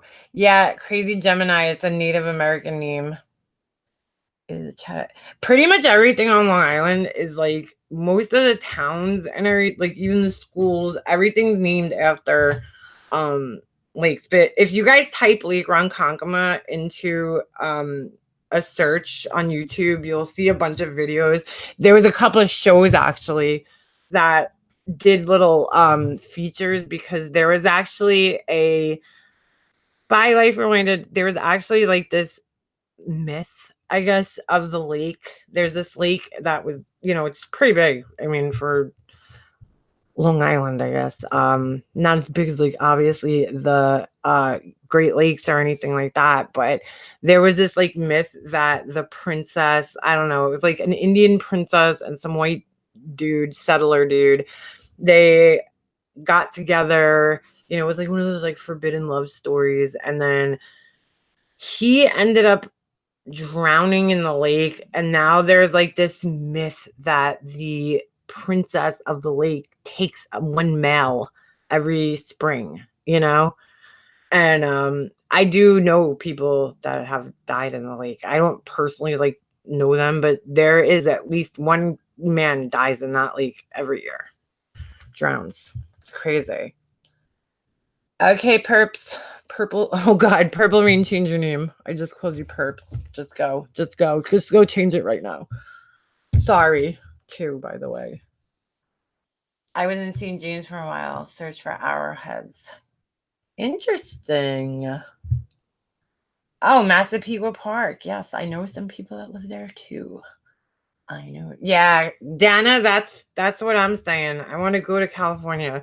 Me and my husband, like, we're ready to go. We would go to California in a heartbeat. But the only thing is moving to California is just as expensive as living here. So I was looking at houses. I mean, we got to like the point where I was actually looking online at houses, and I'm like, holy shit! I'm like, their freaking houses are the same price as they are here. Yes, the lady of the lake, Jessie Lynn. Oh my God. Did you say if you went to Connecticut or not? Because I missed that.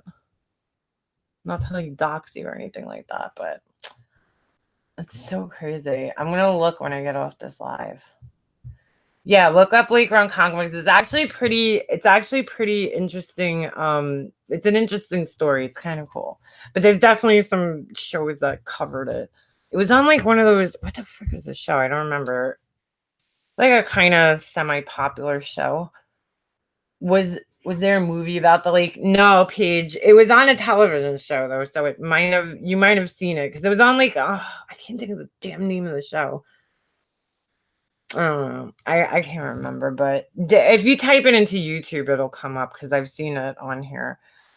Down a little bit. Actually, I was almost a California girl because my parents moved there for couple of years, but of course my mom was manipulated by her family. Well, no, I shouldn't blame them. She missed her family, but they did give her like shit for moving to California. Her and my dad lived there. In fact, my brother missed being born in California by like a month or two. So, and then they came back here. My mom said she hated it, but I don't know. She's, we're a little different in that sense, but she was like the hardcore, just came from Brooklyn and moves to like the country. You know what I'm saying? Like I grew up in the suburbs. So, but she was like stood out. Like if you guys think my accent was bad, you should have heard my mom. Because my mom's Brooklyn accent was so funny. I even like used to laugh at it. It was hardcore, like hardcore.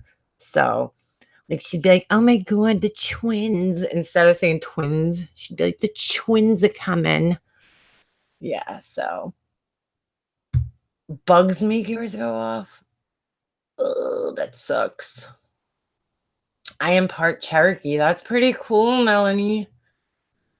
Yeah, well, I think the Cherokee tribe actually, was part I know there was a Cherokee tribe around here because, like, when you grow up in Long Island, they do all, like, when you're in school, they do all, like, the Indian, we do a lot of that, talk a lot about that, learn a lot about that. So it's pretty interesting. Baby Blues, you're in Cali? I didn't know that. Oh, I'll come. I love Cali. I want to move there so bad. I like watch all these YouTube videos of like all these YouTubers, like not that I like him, Jake Paul. He came up in my suggested, and I'm watching it, and I'm like, I wish I lived in California. All these people live there, like that. A lot of YouTubers live in California for some reason. That's not why I want to move there. I'm just saying, like, I watch their videos and I'm like, oh my God, it just looks so nice. Like, it's nice all the time. You don't have to shovel snow. And I can't even imagine what that's like. Washington State. Really? Oh, Sarah, is that where you're from? Washington State? I didn't know that. Yeah, where was New York on that list? I'd like to know. So goddamn expensive to live here. It sucks. See, there's the thing though. I would want to live in like either Southern Cali or like, around like LA or that area, and that's where it's super expensive, or San Diego or something, and then it's so expensive. I looked at houses and I'm just like, I mean, there's some beautiful houses, but they're so goddamn expensive, just like they are here. So you're getting like nothing for your money, and it would make more sense to move somewhere where you could get a little bit of a nicer house than, but like, I don't know. A lot of people from here moved to Florida. I don't know. Florida like is too hot, and the bugs. I don't know if I could deal with the bugs. Oh, you were born in New York. All right. I knew you said some, because when I heard you were on the phone that time, Sarah, you sound like a New Yorker. So that's why you kind of have like that New York, I don't know, thing about you. You just seem like a New Yorker to me. But we don't blame everything on being a New Yorker. Just to let you know, we're not all assholes. I see somebody else doing that, and I'm like, we're not all like that. Don't, you can't just be like, oh, I'm acting like an animal right now. It's because I'm from New York. No, we don't all act like that. It doesn't work like that.